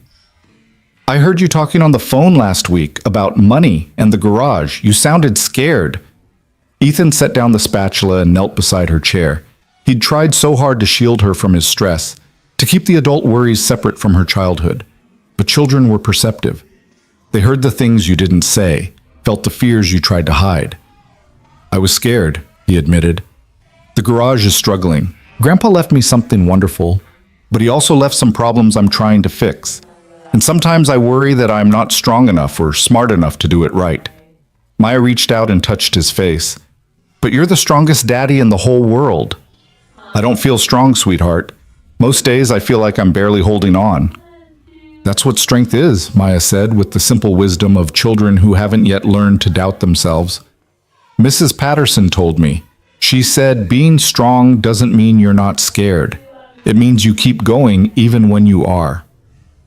Ethan pulled his daughter into a hug, feeling tears threaten for the first time all day.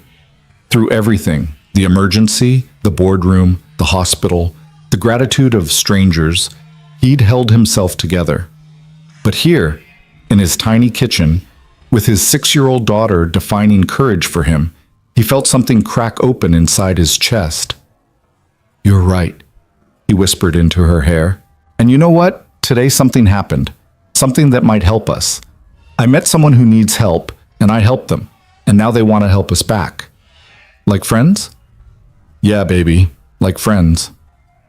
After Maya was in bed, a process that involved 3 stories, 2 glasses of water, and 1 negotiation about whether stuffed animals needed their own blankets, Ethan stood at the window of his small living room and looked out at the neighborhood below. The streets were quieter now, the businesses closed, the people home with their families. But there was life here still, community that persisted despite the forces trying to erase it. His phone buzzed, a text from Vivian. "They moved me to a regular room. Feeling better." "Have you thought about my offer?" Ethan stared at the message. Thought about it? He'd thought about nothing else, but thinking and deciding were different things, and the decision Vivian was asking him to make felt enormous. Accepting her investment would mean admitting he couldn't save the garage alone. It would mean partnership, interdependence, letting someone else have a stake in his father's legacy. It would mean trusting someone. He typed back, "Can we meet tomorrow? Talk through details?" The response came quickly.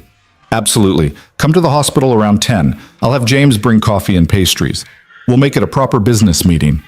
Ethan smiled despite himself. A business meeting in a hospital room. Somehow that felt exactly right. 2 people who'd met in crisis, trying to build something stable on the foundation of chaos. The next morning dawned clear and cold, the kind of October day that made the city feel briefly beautiful. Ethan dropped Maya at school, had a brief conversation with Mrs. Patterson about maybe needing childcare help for a few afternoons next week, then drove to County General. The hospital felt different in daylight, less frantic, more like a place of healing than emergency. He found Vivian's room on the 4th floor, knocked softly on the partially open door. "Come in," Vivian called. She was sitting up in bed, looking significantly better than yesterday. The color had returned to her face, and while she still had IV lines and monitors, she looked more like the CEO who'd nearly died in a parking lot and less like a critical patient. James Mitchell was already there, laptop open on the rolling table, along with a spread of coffee and pastries from what Ethan recognized as the expensive bakery downtown. "Ethan," Vivian said warmly, "thank you for coming. James, you've met on the phone. James, this is the man who saved my life and my company in one morning." "Mr. Brooks." James stood to shake hands. He was younger than Ethan expected, maybe late 20s, with dark hair and sharp eyes behind fashionable glasses. "I've been wanting to meet you properly. What you did yesterday was extraordinary. I just delivered a message." "You did much more than that," Vivian said. "But let's talk about the future, not the past. James has drawn up a proposal based on our conversation yesterday. Nothing binding, just a framework to discuss. For the next hour, they talked business, real business, the kind Ethan had never engaged in: capital investment, revenue sharing, fleet contracts, expansion plans. Vivian's proposal was straightforward. TechCore would invest $200,000 in Brooks & Son Auto Repair. In exchange, they'd receive a minority ownership stake, 20%, and guaranteed service rates for the company fleet. The investment would cover Ethan's inherited debt, update equipment, allow him to hire 2 additional mechanics, and fund a marketing campaign targeting the neighborhood's changing demographics. James had prepared financial projections showing the garage could be profitable within 6 months, thriving within a year. But here's the most important part, Vivian said, leaning forward despite the obvious pain the movement caused. This isn't charity. This is investment in someone who embodies the values TechCore claims to uphold. You stopped when everyone else kept walking. You fought for people you'd never met because it was right. That's the kind of integrity we want to partner with. Ethan looked at the spreadsheets, the projections, the contract framework that James had prepared. It was everything he needed, more than everything. It was salvation presented on a laptop screen. Why 20%? He asked. You could ask for more. Probably should ask for more. Because this is your father's legacy, not mine, Vivian said simply. I want to help you preserve it, not take it over. You maintain majority ownership, full operational control. We're silent partners unless you want our input. And if the garage fails anyway, if I can't make it work even with this investment, then we fail together, Vivian said. But I don't think we will. You know why? Ethan shook his head. Because you already know how to do the hardest part of running a business. You know how to care about something more than your own survival. Everything else is just mechanics. She smiled at her own pun. No pun intended. James pulled out another document. I should mention there's been significant interest from TechCore employees. Rebecca Torres, you met her yesterday, has been organizing. As of this morning, 417 employees have pledged to use Brooks & Son for their auto service needs. That's guaranteed business, Mr. Brooks. Real revenue from real customers who want to support you. 417 people. Ethan thought about Rebecca's fierce determination, her insistence that gratitude required action, about employees he'd never met organizing to save a garage they'd never been to because someone had saved their jobs. There's one condition, Ethan said slowly. If I accept this partnership. Name it, Vivian said. We don't just serve TechCore employees, we stay connected to this neighborhood. We offer fair prices to people who can't afford the corporate chains. We hire local when we expand. We remember where we came from. Vivian extended her hand. Deal. They shook on it, and Ethan felt something shift inside him. Not relief exactly, though that was part of it. More like permission. Permission to accept help, to build something collaborative, to believe that success didn't require him to struggle alone. I'll have the formal contracts drawn up, James said, already typing. We can move quickly on this. Have funds transferred within a week if you're ready. I'm ready, Ethan said. And he was. After months of drowning, years of struggling, he was finally ready to accept that maybe strength wasn't about enduring everything alone. Maybe it was about knowing when to reach out, when to build bridges, when to let other people help carry the weight. They talked logistics for another 30 minutes, timeline, implementation, hiring plans. James would serve as TechCore's liaison, but the day-to-day operations would remain entirely Ethan's domain. They'd meet monthly to review finances, quarterly to assess progress. Simple, clean, focused on building something sustainable. When Ethan finally left the hospital, the autumn sun was high overhead, making the city sparkle. He drove back to the garage slowly, taking streets he hadn't traveled in years, seeing his neighborhood through new eyes. The old bodega where his father used to buy morning coffee was still there, somehow surviving despite the trendy market that had opened across the street. The park where he'd played as a child, now refurbished with new equipment funded by the Business Improvement District. The church that anchored the corner of 5th and Morrison, its stone facade unchanged while everything around it transformed. This was the neighborhood his father had loved. Working-class roots showing through the gentrification. Real people persisting alongside the tech workers and young professionals. Brooks & Son belonged here. was part of the fabric that made this place more than just another corporate neighborhood. And now, maybe, it would survive. Ethan pulled into the garage's small parking lot and sat for a moment before getting out. He thought about the impossible arithmetic of the past 24 hours. One woman collapsing had led to one mechanic stopping, had led to one message delivered, had led to 1,500 jobs saved, had led to partnership offered, had led to a future that looked nothing like the drowning desperation he'd woken up to yesterday morning. The world didn't usually work this way, but maybe occasionally it could. Maybe sometimes doing the right thing led somewhere other than deeper into the hole. Maybe sometimes stopping to help a stranger set in motion a chain of events that ended with salvation instead of sacrifice. His phone rang. Unknown number. He almost didn't answer, but something made him pick up. "Is this Ethan Brooks?" A woman's voice, professional but warm. "Yes. My name is Andrea Flores. I'm a reporter with the Metro Daily News. I'm doing a story about what happened at TechCore yesterday, and I was hoping I could interview you about your role in stopping the Patterson merger." Ethan's first instinct was to refuse. He didn't want publicity, didn't need recognition, but then he thought about Rebecca and the 400 employees who'd pledged their business, about Catherine Pierce calling to explain how he'd changed her vote, about the possibility that this story might inspire other people to stop, to help, to choose humanity over convenience. "Okay," he said, "but on one condition." "What's that?" "You tell the whole story, not just the boardroom drama.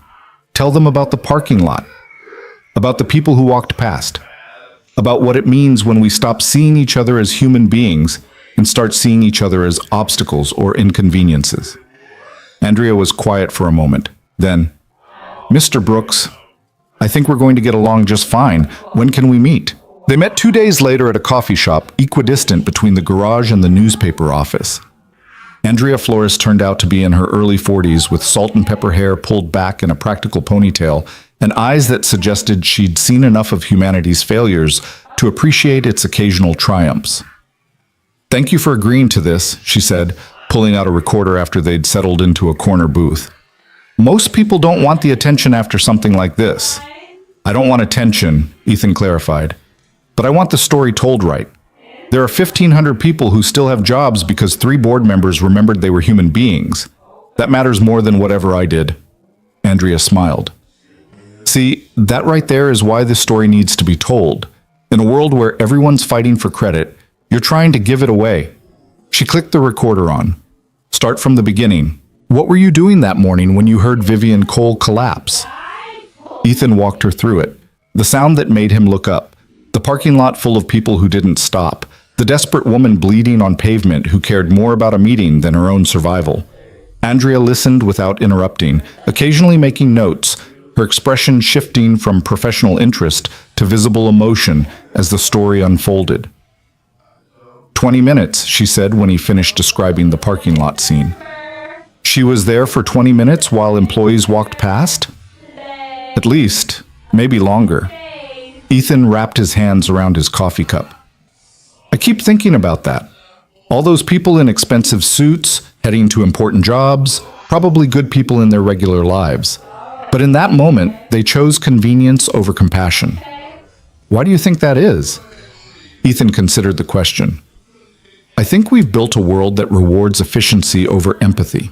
That tells us our time is more valuable than someone else's emergency. That makes it easy to assume someone else will handle it, someone more qualified, someone whose responsibility it actually is. Andrea was writing quickly now. And when you walked into that boardroom, what were you thinking? That I was about to make a complete fool of myself, Ethan said honestly. I'm a mechanic. I don't know anything about corporate mergers or board procedures, but I'd promised a dying woman I'd deliver her message, and I don't break promises. Even to strangers? Especially to strangers, because she trusted me when she had no reason to. When everyone who actually knew her kept walking, she looked at a guy with grease under his fingernails and saw someone worth trusting. The interview continued for over an hour. Andrea asked about his father's garage, about Maya, about the partnership with TechCore, and the employees who'd pledged their business. She wanted to know about Catherine Pierce's phone call, about Rebecca's organization efforts, about the moment when Ethan realized his impromptu speech had actually changed votes. Here's what I don't understand, Andrea said finally. You were facing foreclosure. Your garage was 11 days from going under. Why didn't you just stay focused on your own problems? Why get involved in someone else's crisis? Ethan thought about his father working 16-hour days, about Maya asking if the garage was their new house, about all the moments in his life when someone could have helped, but chose not to because it wasn't their problem. Because my father taught me that we're all connected, he said slowly, that what happens to one of us affects all of us, even if we can't always see the connection. He used to say that a community is just people choosing to care about each other's survival. And if we stop making that choice, we don't have a community anymore. We just have a bunch of strangers living in the same place. Andrea clicked off the recorder. Mr. Brooks, I've been a journalist for 19 years. I've covered wars and natural disasters and political corruption and every variety of human cruelty you can imagine. And somewhere along the way, I started to believe that people were fundamentally selfish. That given the choice between helping someone and protecting their own interests, they'd choose themselves every time. She gathered her notes. But stories like yours remind me that's not the whole truth. That sometimes, not always, but sometimes, people surprise you. They stop when they should keep walking. They speak up when silence would be easier. They choose connection over convenience. I'm not special, Ethan protested. I just did what anyone should do. That's exactly what makes it powerful, Andrea countered. You're right. Anyone should do it. But most don't. You did. And because you did, 1,500 families aren't facing unemployment right now. That's not nothing, Mr. Brooks. That's everything. The article ran 3 days later on the front page of the Metro section. Andrea had titled it The Mechanic Who Stopped, and she'd told the story exactly as Ethan had asked. Not as a celebration of one person's heroism, but as an examination of what happens when we forget to see each other as human beings. She'd interviewed Catherine Pierce, who spoke candidly about losing sight of her values in pursuit of financial returns. She talked to Rebecca Torres and other TechCore employees about the terror of facing layoffs and the relief of being saved. She'd even gotten a comment from Marcus Thorne's lawyer, a terse no comment that somehow spoke volumes about the disgraced CFO's disgrace. But the heart of the article was a simple question. In a parking lot full of people, why did only one person stop? The response was immediate and overwhelming. The newspaper's website crashed from traffic. Social media exploded with people sharing the story, debating the implications, confessing their own moments of walking past someone who needed help. Some defended the employees. Maybe they didn't see her. Maybe they thought someone else was handling it. Maybe they were late for important meetings. But most seemed to recognize themselves in those people who kept walking. And that recognition was uncomfortable enough to spark genuine conversation about the kind of society we'd built. Ethan's phone started ringing at 6 in the morning the day after publication. News stations wanted interviews. Other newspapers wanted follow-ups.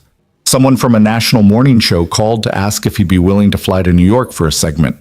He declined them all except one, a request from a local radio station to do a 5-minute interview about the importance of community in urban neighborhoods. That felt right. That felt like something his father would have approved of. The real change, though, came in the garage itself.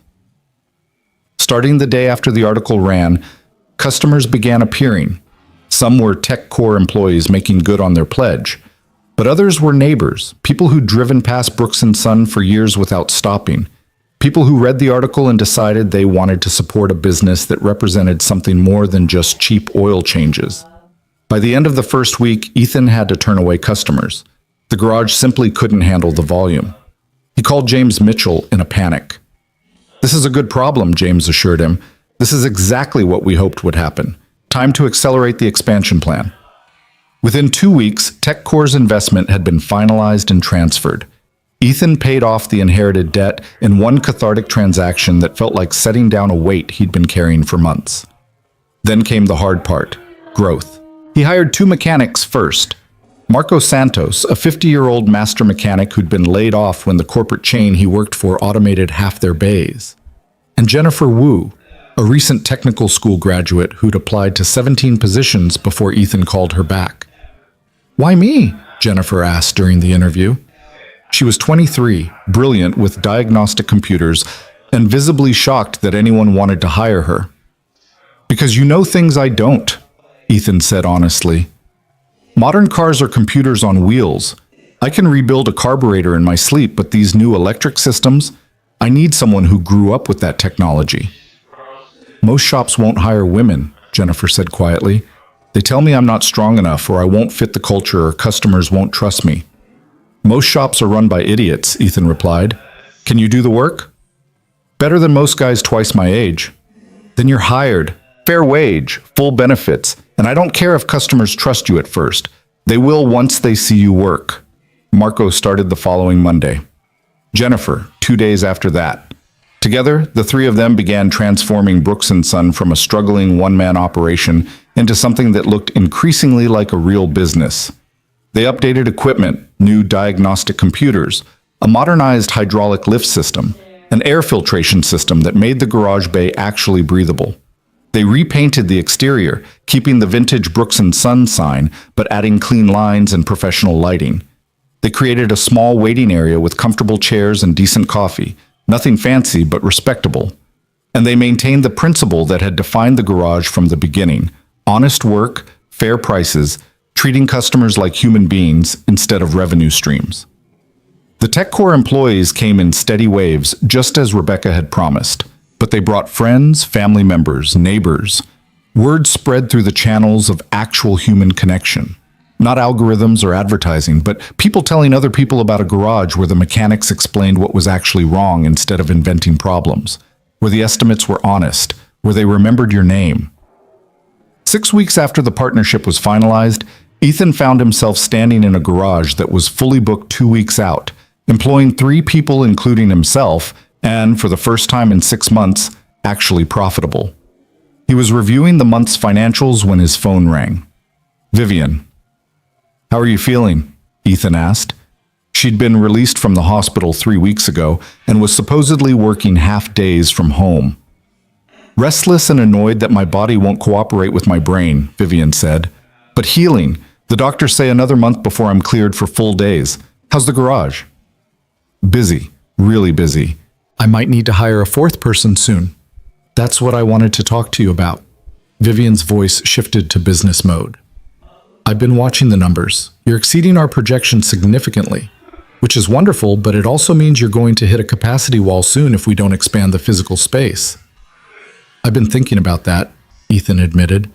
The building next door just went up for sale. It's currently a print shop, but the owner's retiring. If we could acquire it, we could expand to 8 bays, add a real customer lounge, maybe even a small retail section for parts and accessories. Send me the details, Vivian said immediately.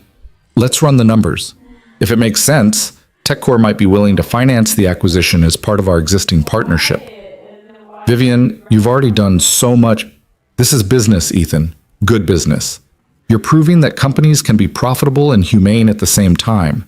That's exactly what I'm trying to demonstrate with TechCore. If we can expand Brooks & Son into a model for what ethical small business looks like, that benefits both of us. They talked strategy for another 20 minutes. The print shop building would cost $400,000. Expensive, but potentially worth it given the revenue projections. They could do a phased expansion, taking over the space gradually while the print shop owner wound down operations over 6 months. It would double the garage's capacity while maintaining the neighborhood character that made it special. After they hung up, Ethan walked downstairs to where Marco and Jennifer were working on a line of cars that stretched through both bays. Marco was explaining something to a customer, his hands gesturing as he pointed out the actual problem versus what the customer had been told elsewhere. Jennifer was deep in a diagnostic interface, her fingers flying over the keyboard as she traced an electrical fault. This was what his father had envisioned. Not just a garage, but a place where honest work was valued, where employees were treated with dignity, where customers were partners in the process rather than marks to be exploited. Hey boss, Marco called out. That reporter's here. Says she has someone who wants to meet you. Ethan looked up to find Andrea Flores walking into the garage bay, accompanied by a tall black woman in her 60s wearing an expensive but understated business suit. Ethan, this is Patricia Hamilton, Andrea said. She's the dean of the business school at State University. Patricia extended her hand. Mr. Brooks, I've been following your story since Andrea's article ran. I'm hoping you might be willing to speak to my students about building businesses with integrity. I'm not sure what I could teach business students, Ethan said, wiping his hands on a rag. I barely kept this place from going under. That's exactly why you should talk to them, Patricia countered. Most of what we teach is about maximizing profit and shareholder value. Important concepts, certainly, but we spend almost no time discussing how to build businesses that actually serve their communities, that treat employees and customers as human beings rather than resources to be exploited. She gestured around the garage. What you've built here in 6 weeks?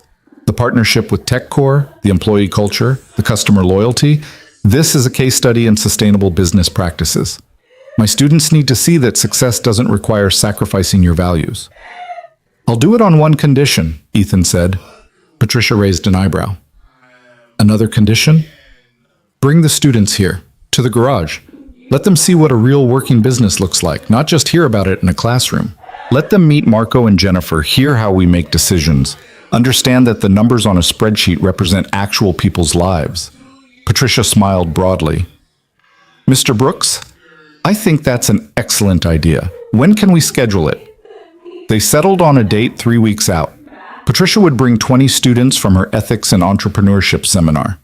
They'd spend a morning at Brooks & Son, observing operations, interviewing employees, learning about the TechCore partnership and how it came to be. After they left, Marco approached with a knowing grin. Boss, you realize you just agreed to become a teacher? I agreed to show some college kids how a garage works, Ethan corrected. Same thing, Jennifer called from across the bay. You're teaching them something their professors can't, what it actually looks like to give a damn. That evening, Ethan picked up Maya from Mrs. Patterson's house as usual.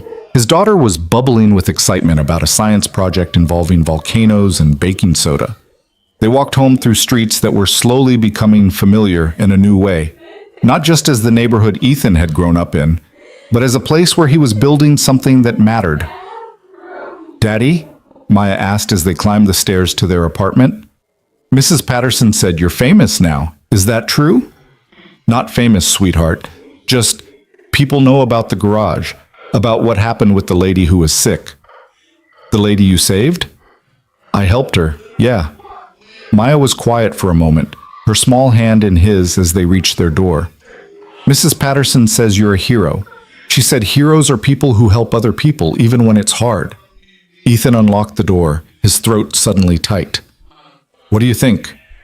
I think you're my hero, Maya said simply, because you always help people. You help that lady. You help people with their cars. You help me with my homework even when you're tired. She hugged him fiercely. And Mrs. Patterson says the garage is doing good now, that we don't have to worry anymore. Is that true? Yeah, baby, Ethan said, holding his daughter close. We're going to be okay. Better than okay. That night, after Maya was asleep, Ethan stood at his window looking out at the neighborhood. The streets were quiet.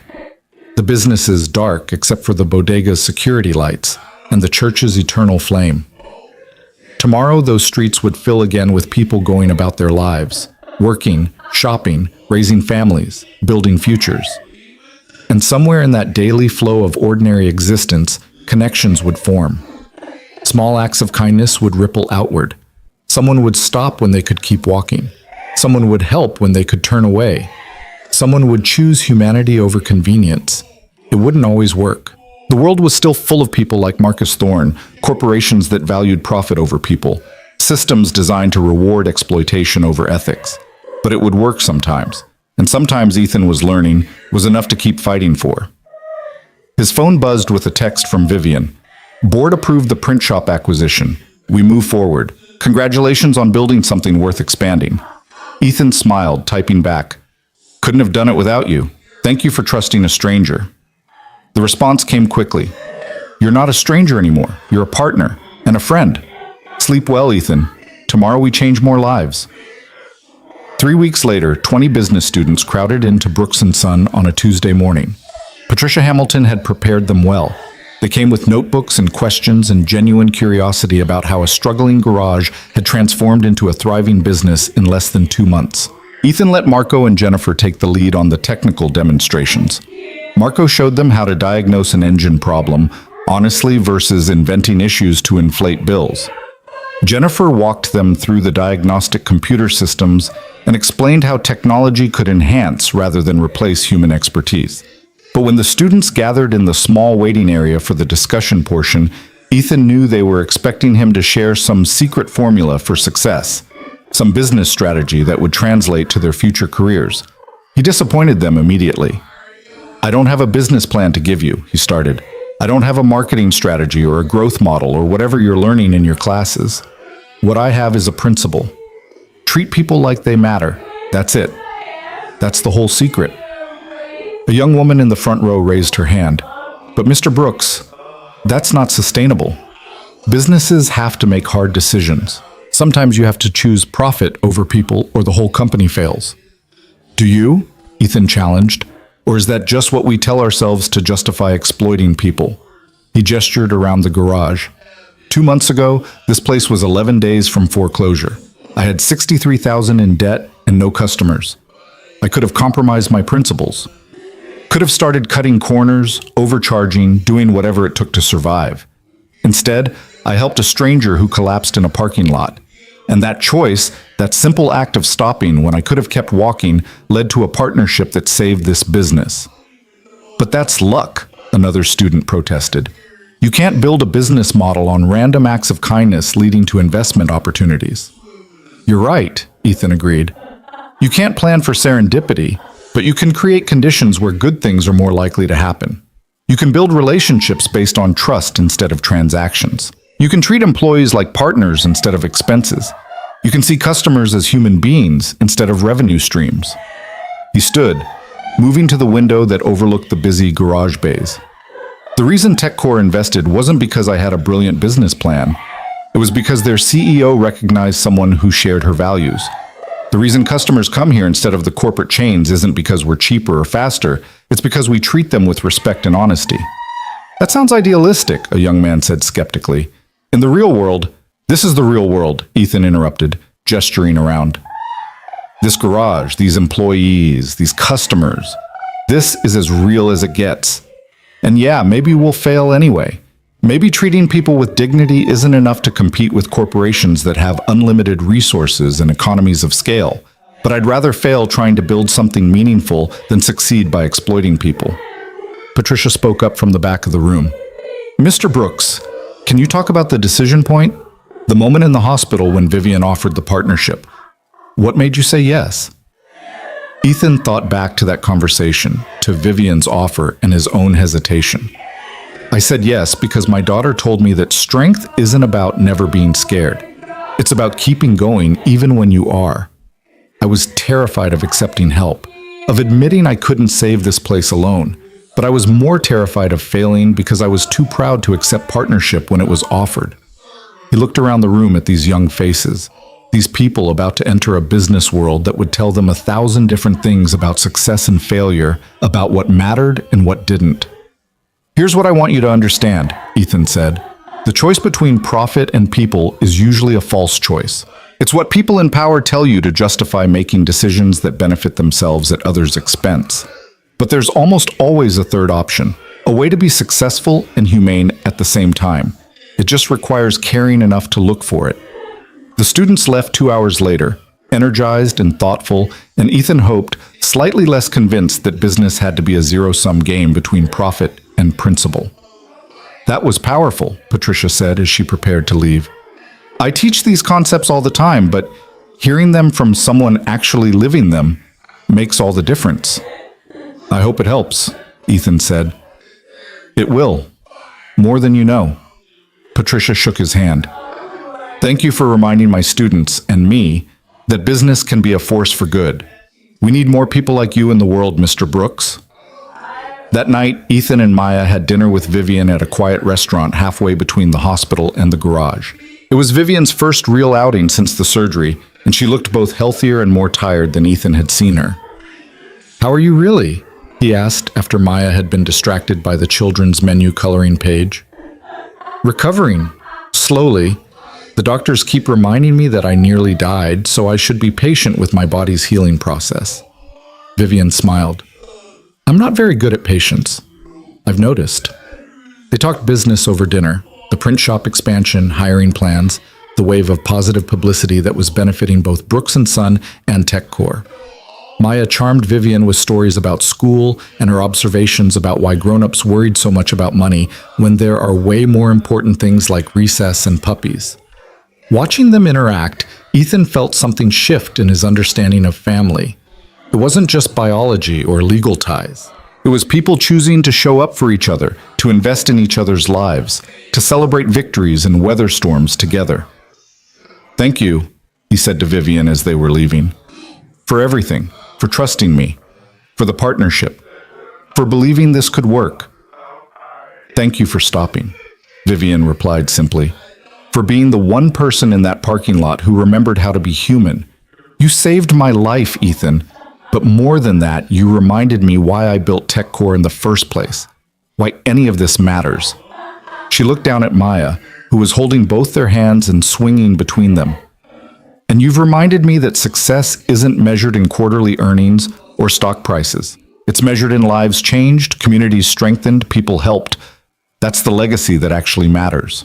The following months unfolded with a momentum that sometimes left Ethan breathless. The print shop acquisition closed in early December, and by Christmas, Brooks & Son had begun the careful process of expanding into the adjacent space. They knocked down the connecting wall on New Year's Day, Marco and Jennifer standing beside Ethan as the first sledgehammer swing opened up what would become 8 full bays and a customer lounge that didn't feel like an afterthought. Maya had insisted on being there for the wall demolition, safety goggles perched on her small face, cheering as debris fell. "We're making Grandpa's garage bigger," she'd shouted, her voice echoing through the combined spaces. Ethan had felt his father's presence then, stronger than it had been in months, as if the old man was looking down and finally allowing himself to believe his legacy might survive after all. But it wasn't just physical expansion that marked those winter months. Something deeper was changing in the neighborhood itself, a shift that started with Brooks & Son, but rippled outward in ways Ethan hadn't anticipated. Rebecca Torres had taken her organizational talents beyond just coordinating TechCore employees. She'd started a neighborhood business alliance, bringing together the old guard establishments and the new arrivals to find common ground. The bodega owner met with the coffee shop manager. The family restaurant partnered with the boutique fitness studio on a healthy eating initiative. Slowly, deliberately, the neighborhood was learning to grow without erasing its history. "You started this, you know," Rebecca told Ethan one February afternoon when she stopped by to get her car serviced. Her 4-year-old daughter was with her, playing in the new children's corner that Jennifer had insisted they add to the waiting lounge. "I just fixed a garage," Ethan protested. "You did more than that. You proved that growth and integrity aren't mutually exclusive, that businesses can expand without exploiting people. Every shop owner in this neighborhood is watching what you're building here, and they're realizing they don't have to choose between survival and their values." She gestured toward the window overlooking the street. "See that new bakery 2 blocks down? The owner came to one of our alliance meetings last month. She was planning to use industrial suppliers, keep costs low, maximize margins. But after hearing about Brooks & Son, she decided to source locally instead. Pay more for ingredients, but build relationships with neighborhood farms. She said if a garage could do it, so could she." Ethan followed her gaze. The bakery's sign was hand-painted, traditional, beautiful. Through the window, he could see customers lined up, people choosing craft over convenience. "How's she doing?" he asked. "Thriving. Turns out people will pay a premium for quality when they trust the source." Rebecca smiled. "Funny how that works." The grand reopening was scheduled for the first Saturday in March. They'd spent 6 weeks on renovations, transforming the combined space into something that honored the past while embracing the future. The original Brooks & Son sign remained, carefully restored, but now anchored a building that gleamed with fresh paint and modern efficiency. 8 full bays, each equipped with state-of-the-art diagnostic equipment. A customer lounge with comfortable seating, good coffee, and a play area for children. A small retail section offering essential parts and accessories at fair prices. And perhaps most importantly, an expanded team. Marco and Jennifer had been joined by 2 more mechanics and a full-time service advisor named David Chen, who managed scheduling and customer relations with the kind of genuine care that couldn't be taught. Ethan had insisted on one addition that made James Mitchell shake his head in bemusement. A community board near the entrance where local organizations could post notices. Food bank needs, neighborhood events, services available, help wanted and help offered. It's not exactly profit-maximizing use of prime wall space, James had observed. It's community-building use of wall space, Ethan had countered. That's worth more. The morning of the grand reopening, Ethan arrived at 5 a.m. to find he wasn't the first one there. Vivian's car was already in the lot, and she was standing on the sidewalk looking up at the building with an expression he couldn't quite read. "You're supposed to be taking it easy," Ethan said, approaching with 2 cups of coffee from the bodega. The owner had started opening at 4:30 just to serve the early rising garage crew. "I'm taking it easy. I'm standing still, observing, not actually doing anything strenuous." Vivian accepted the coffee gratefully. "Besides, I wouldn't miss this. Do you know what today represents? A garage reopening? A proof of concept." Vivian turned to face him. 6 months ago, I was lying in a parking lot convinced I'd failed everyone who'd trusted me. Convinced that caring about people was a luxury the business world couldn't afford. And then a mechanic stopped to help me, and everything changed. She gestured toward the building. "This garage proves that sustainable growth is possible, that you can expand without exploitation, profit without sacrificing principles, succeed without stepping on people." TechCore's board has been watching what we built here. 3 of them have already approached me about replicating this model, finding other struggling small businesses and offering partnership instead of acquisition. "That's incredible," Ethan said. "It's necessary," Vivian corrected. For too long, the narrative has been that businesses have to choose between profit and people. Your garage, our garage, proves that's a false choice. And if we can spread that model, business by business, neighborhood by neighborhood, maybe we can start changing the larger system. They stood together in the pre-dawn darkness, watching the city wake up around them. Delivery trucks making their rounds, early commuters heading to trains and buses, the daily rhythm of urban life that continued regardless of individual triumphs or failures. "Can I ask you something?" Ethan said. "That morning in the parking lot, when you asked me to go to the board meeting, did you actually think it would work? Or were you just desperate enough to try anything?" Vivian was quiet for a long moment. "Honestly, I was desperate. I didn't think a stranger could walk into that boardroom and change votes. I thought I was asking you to deliver a message that would be politely ignored while I died on an operating table." She met his eyes. "But there was something about the way you stopped. The way you didn't hesitate or make excuses or assume someone else would handle it. You just acted. And I thought if there was anyone who could make those board members remember their humanity, it was someone who still possessed his own." "I'm not special, Vivian. I just did what anyone should do." "That's what makes it powerful," she said, echoing Andrea's words from months ago. "You're ordinary. You're struggling.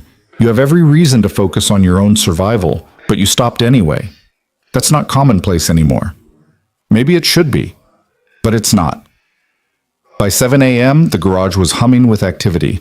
Marco and Jennifer had arrived, followed by David and the rest of the team. They'd all dressed up for the occasion, clean work shirts with the new Brooks & Son logo, nervous excitement making them move with extra energy. Mrs. Patterson arrived at 8 with Maya, who was wearing a new dress and carrying a basket of cookies she'd helped bake. "For the celebration," she announced proudly. The official reopening ceremony was scheduled for 10, but customers had started appearing well before that. TechCore employees, of course, but also neighbors who'd been following the renovation progress. The reporter Andrea Flores with a photographer in tow, Patricia Hamilton, and several of her business students. Even Catherine Pierce, the board member who'd called to explain her changed vote, had driven across the city to attend. At exactly 10 o'clock, Ethan stood before the assembled crowd, maybe 100 people clustered in the parking lot and spilling onto the sidewalk, and tried to find words adequate to the moment. "My father built this garage 37 years ago," he began, his voice carrying over the crowd. "He built it on the principle that honest work deserves honest pay, that customers deserve respect, that employees deserve dignity, and that a business should serve its community, not exploit it." He paused, looking around at the faces watching him.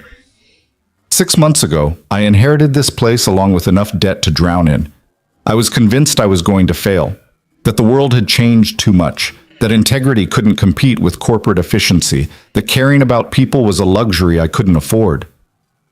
Maya was standing in the front row, holding Mrs. Patterson's hand, her face shining with pride. And then something happened that changed everything. I stopped to help a stranger. Just a simple act. Anyone could have done it, should have done it, but I was the one who did.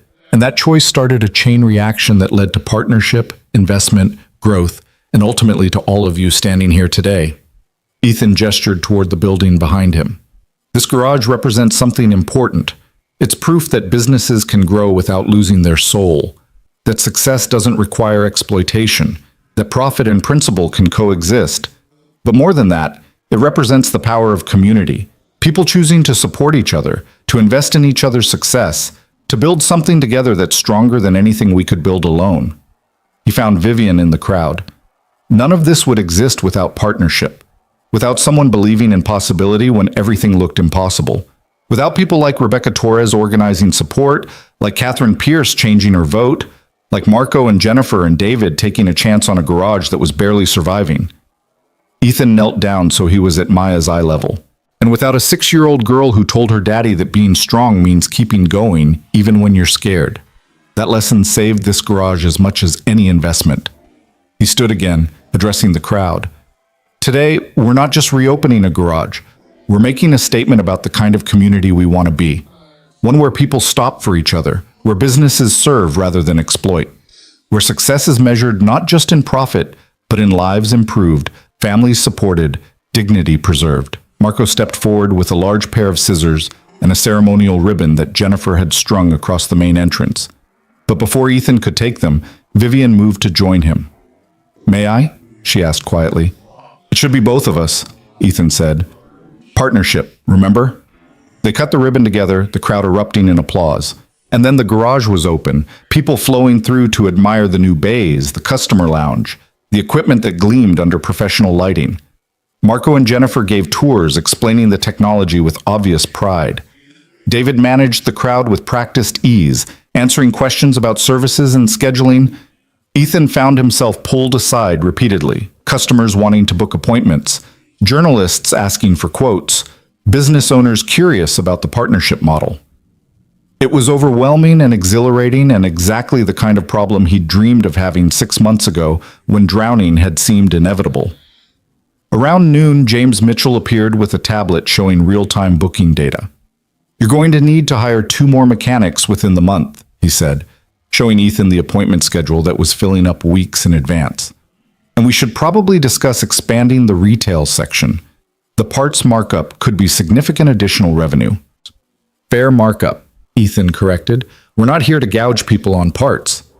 "Fair markup," James agreed, grinning. "But still profitable, see? You're learning to speak business." As the afternoon wore on and the crowd began to thin, Ethan found Vivian sitting in the new customer lounge, watching the activity with quiet satisfaction. He joined her, both of them worn out from the day's intensity. "Thank you," he said simply. "For everything. For trusting me. For the investment. For believing this was possible when I didn't." "Thank you for stopping," Vivian replied. "For being the kind of person who still does the right thing even when it's inconvenient. The world needs more of that." They sat in comfortable silence for a moment, watching through the windows as mechanics worked on cars, as customers chatted in the waiting area, as Maya showed some of Patricia's students her drawings of Daddy's garage. "What happens next?" Ethan asked. "For you, I mean. TechCore must be demanding all your attention." "It is," Vivian acknowledged. "But I've learned something from nearly dying and from watching what you built here. I've learned that delegation isn't weakness, that surrounding yourself with good people and trusting them to care as much as you do isn't surrendering control, it's multiplying impact." She turned to face him. "I'm promoting James to COO. He'll handle day-to-day operations while I focus on strategic direction and, frankly, on living a life that's about more than just work. I spent 12 years building TechCore at the expense of everything else. No family, no close friends, no existence outside the office. That's not success. That's just survival in expensive clothing." "What will you do with the time?" Ethan asked. "Build relationships. mentor young entrepreneurs, maybe even date occasionally, though that's terrifying after years of being married to my company. Vivian smiled. And stay involved here. Involved, not as a silent partner, but as someone who cares about this garage's success, if that's acceptable to you. More than acceptable, Ethan said. I'd like that. As evening approached and the last of the celebration wound down, Ethan stood in the empty garage bay looking around at what had been built. 8 pristine workstations where his father had once struggled alone. Equipment that would have seemed like science fiction a generation ago. A team of skilled, valued employees instead of one exhausted man working 16-hour days. His phone buzzed with a text from Andrea Flores. Beautiful event. Running a follow-up story next week about sustainable business growth. You've become the model everyone's studying. Model. The word felt strange. Ethan had never set out to be anyone's example. He'd just been trying to survive, to honor his father's legacy, to provide for his daughter. But somehow those simple motivations had built something that mattered beyond just one family or one business. Another text, this one from Catherine Pierce. Thank you for the invitation today. Watching what you've built reminded me why I got into business in the first place. You're changing the conversation about what success means. And then one from Rebecca. You should see the Neighborhood Alliance chat. Every business owner is talking about the garage reopening. You've given people hope that integrity can be profitable. That's priceless. Ethan walked upstairs to the office. His office now, not just his father's. The desk was clear of debris. The ceiling had been repaired. The window looked out on a parking lot that would fill tomorrow morning with customers who chose this garage, not because it was cheapest or fastest, but because they trusted the people who worked here. He pulled out his phone and called the one person who deserved to hear about today more than anyone. Hello? Mrs. Patterson's warm voice was accompanied by Maya's giggling in the background. It's Ethan. Is she still awake? Barely. She's been telling me all about the ribbon cutting. She's very proud of her daddy. Can I talk to her? A rustle, then Maya's voice. Daddy, did you see how many people came? I counted to 100, but then there were more. I saw, baby. It was amazing. Thank you for being there today. Daddy, does this mean the garage is saved? Like forever saved? Ethan thought about how to answer that.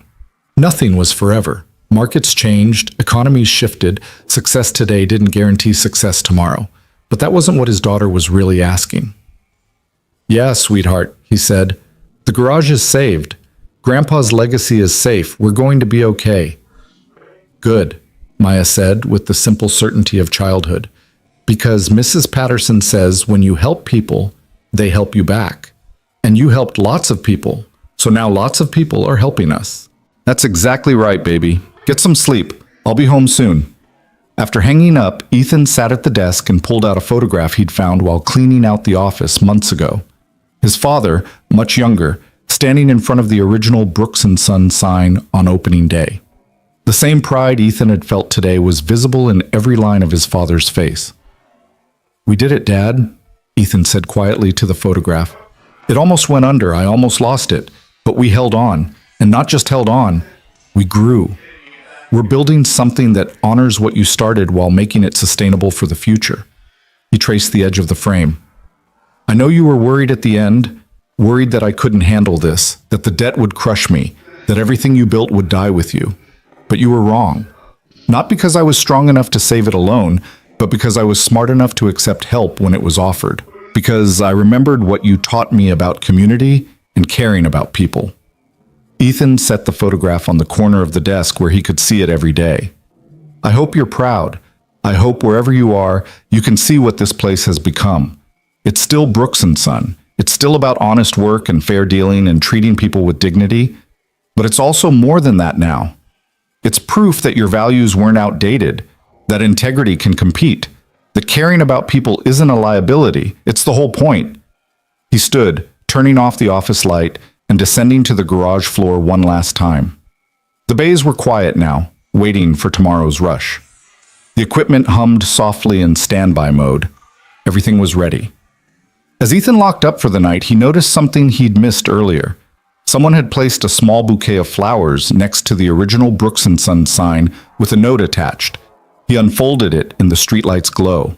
Thank you for reminding us that businesses can have souls. that success can have meaning, that one person stopping can change everything.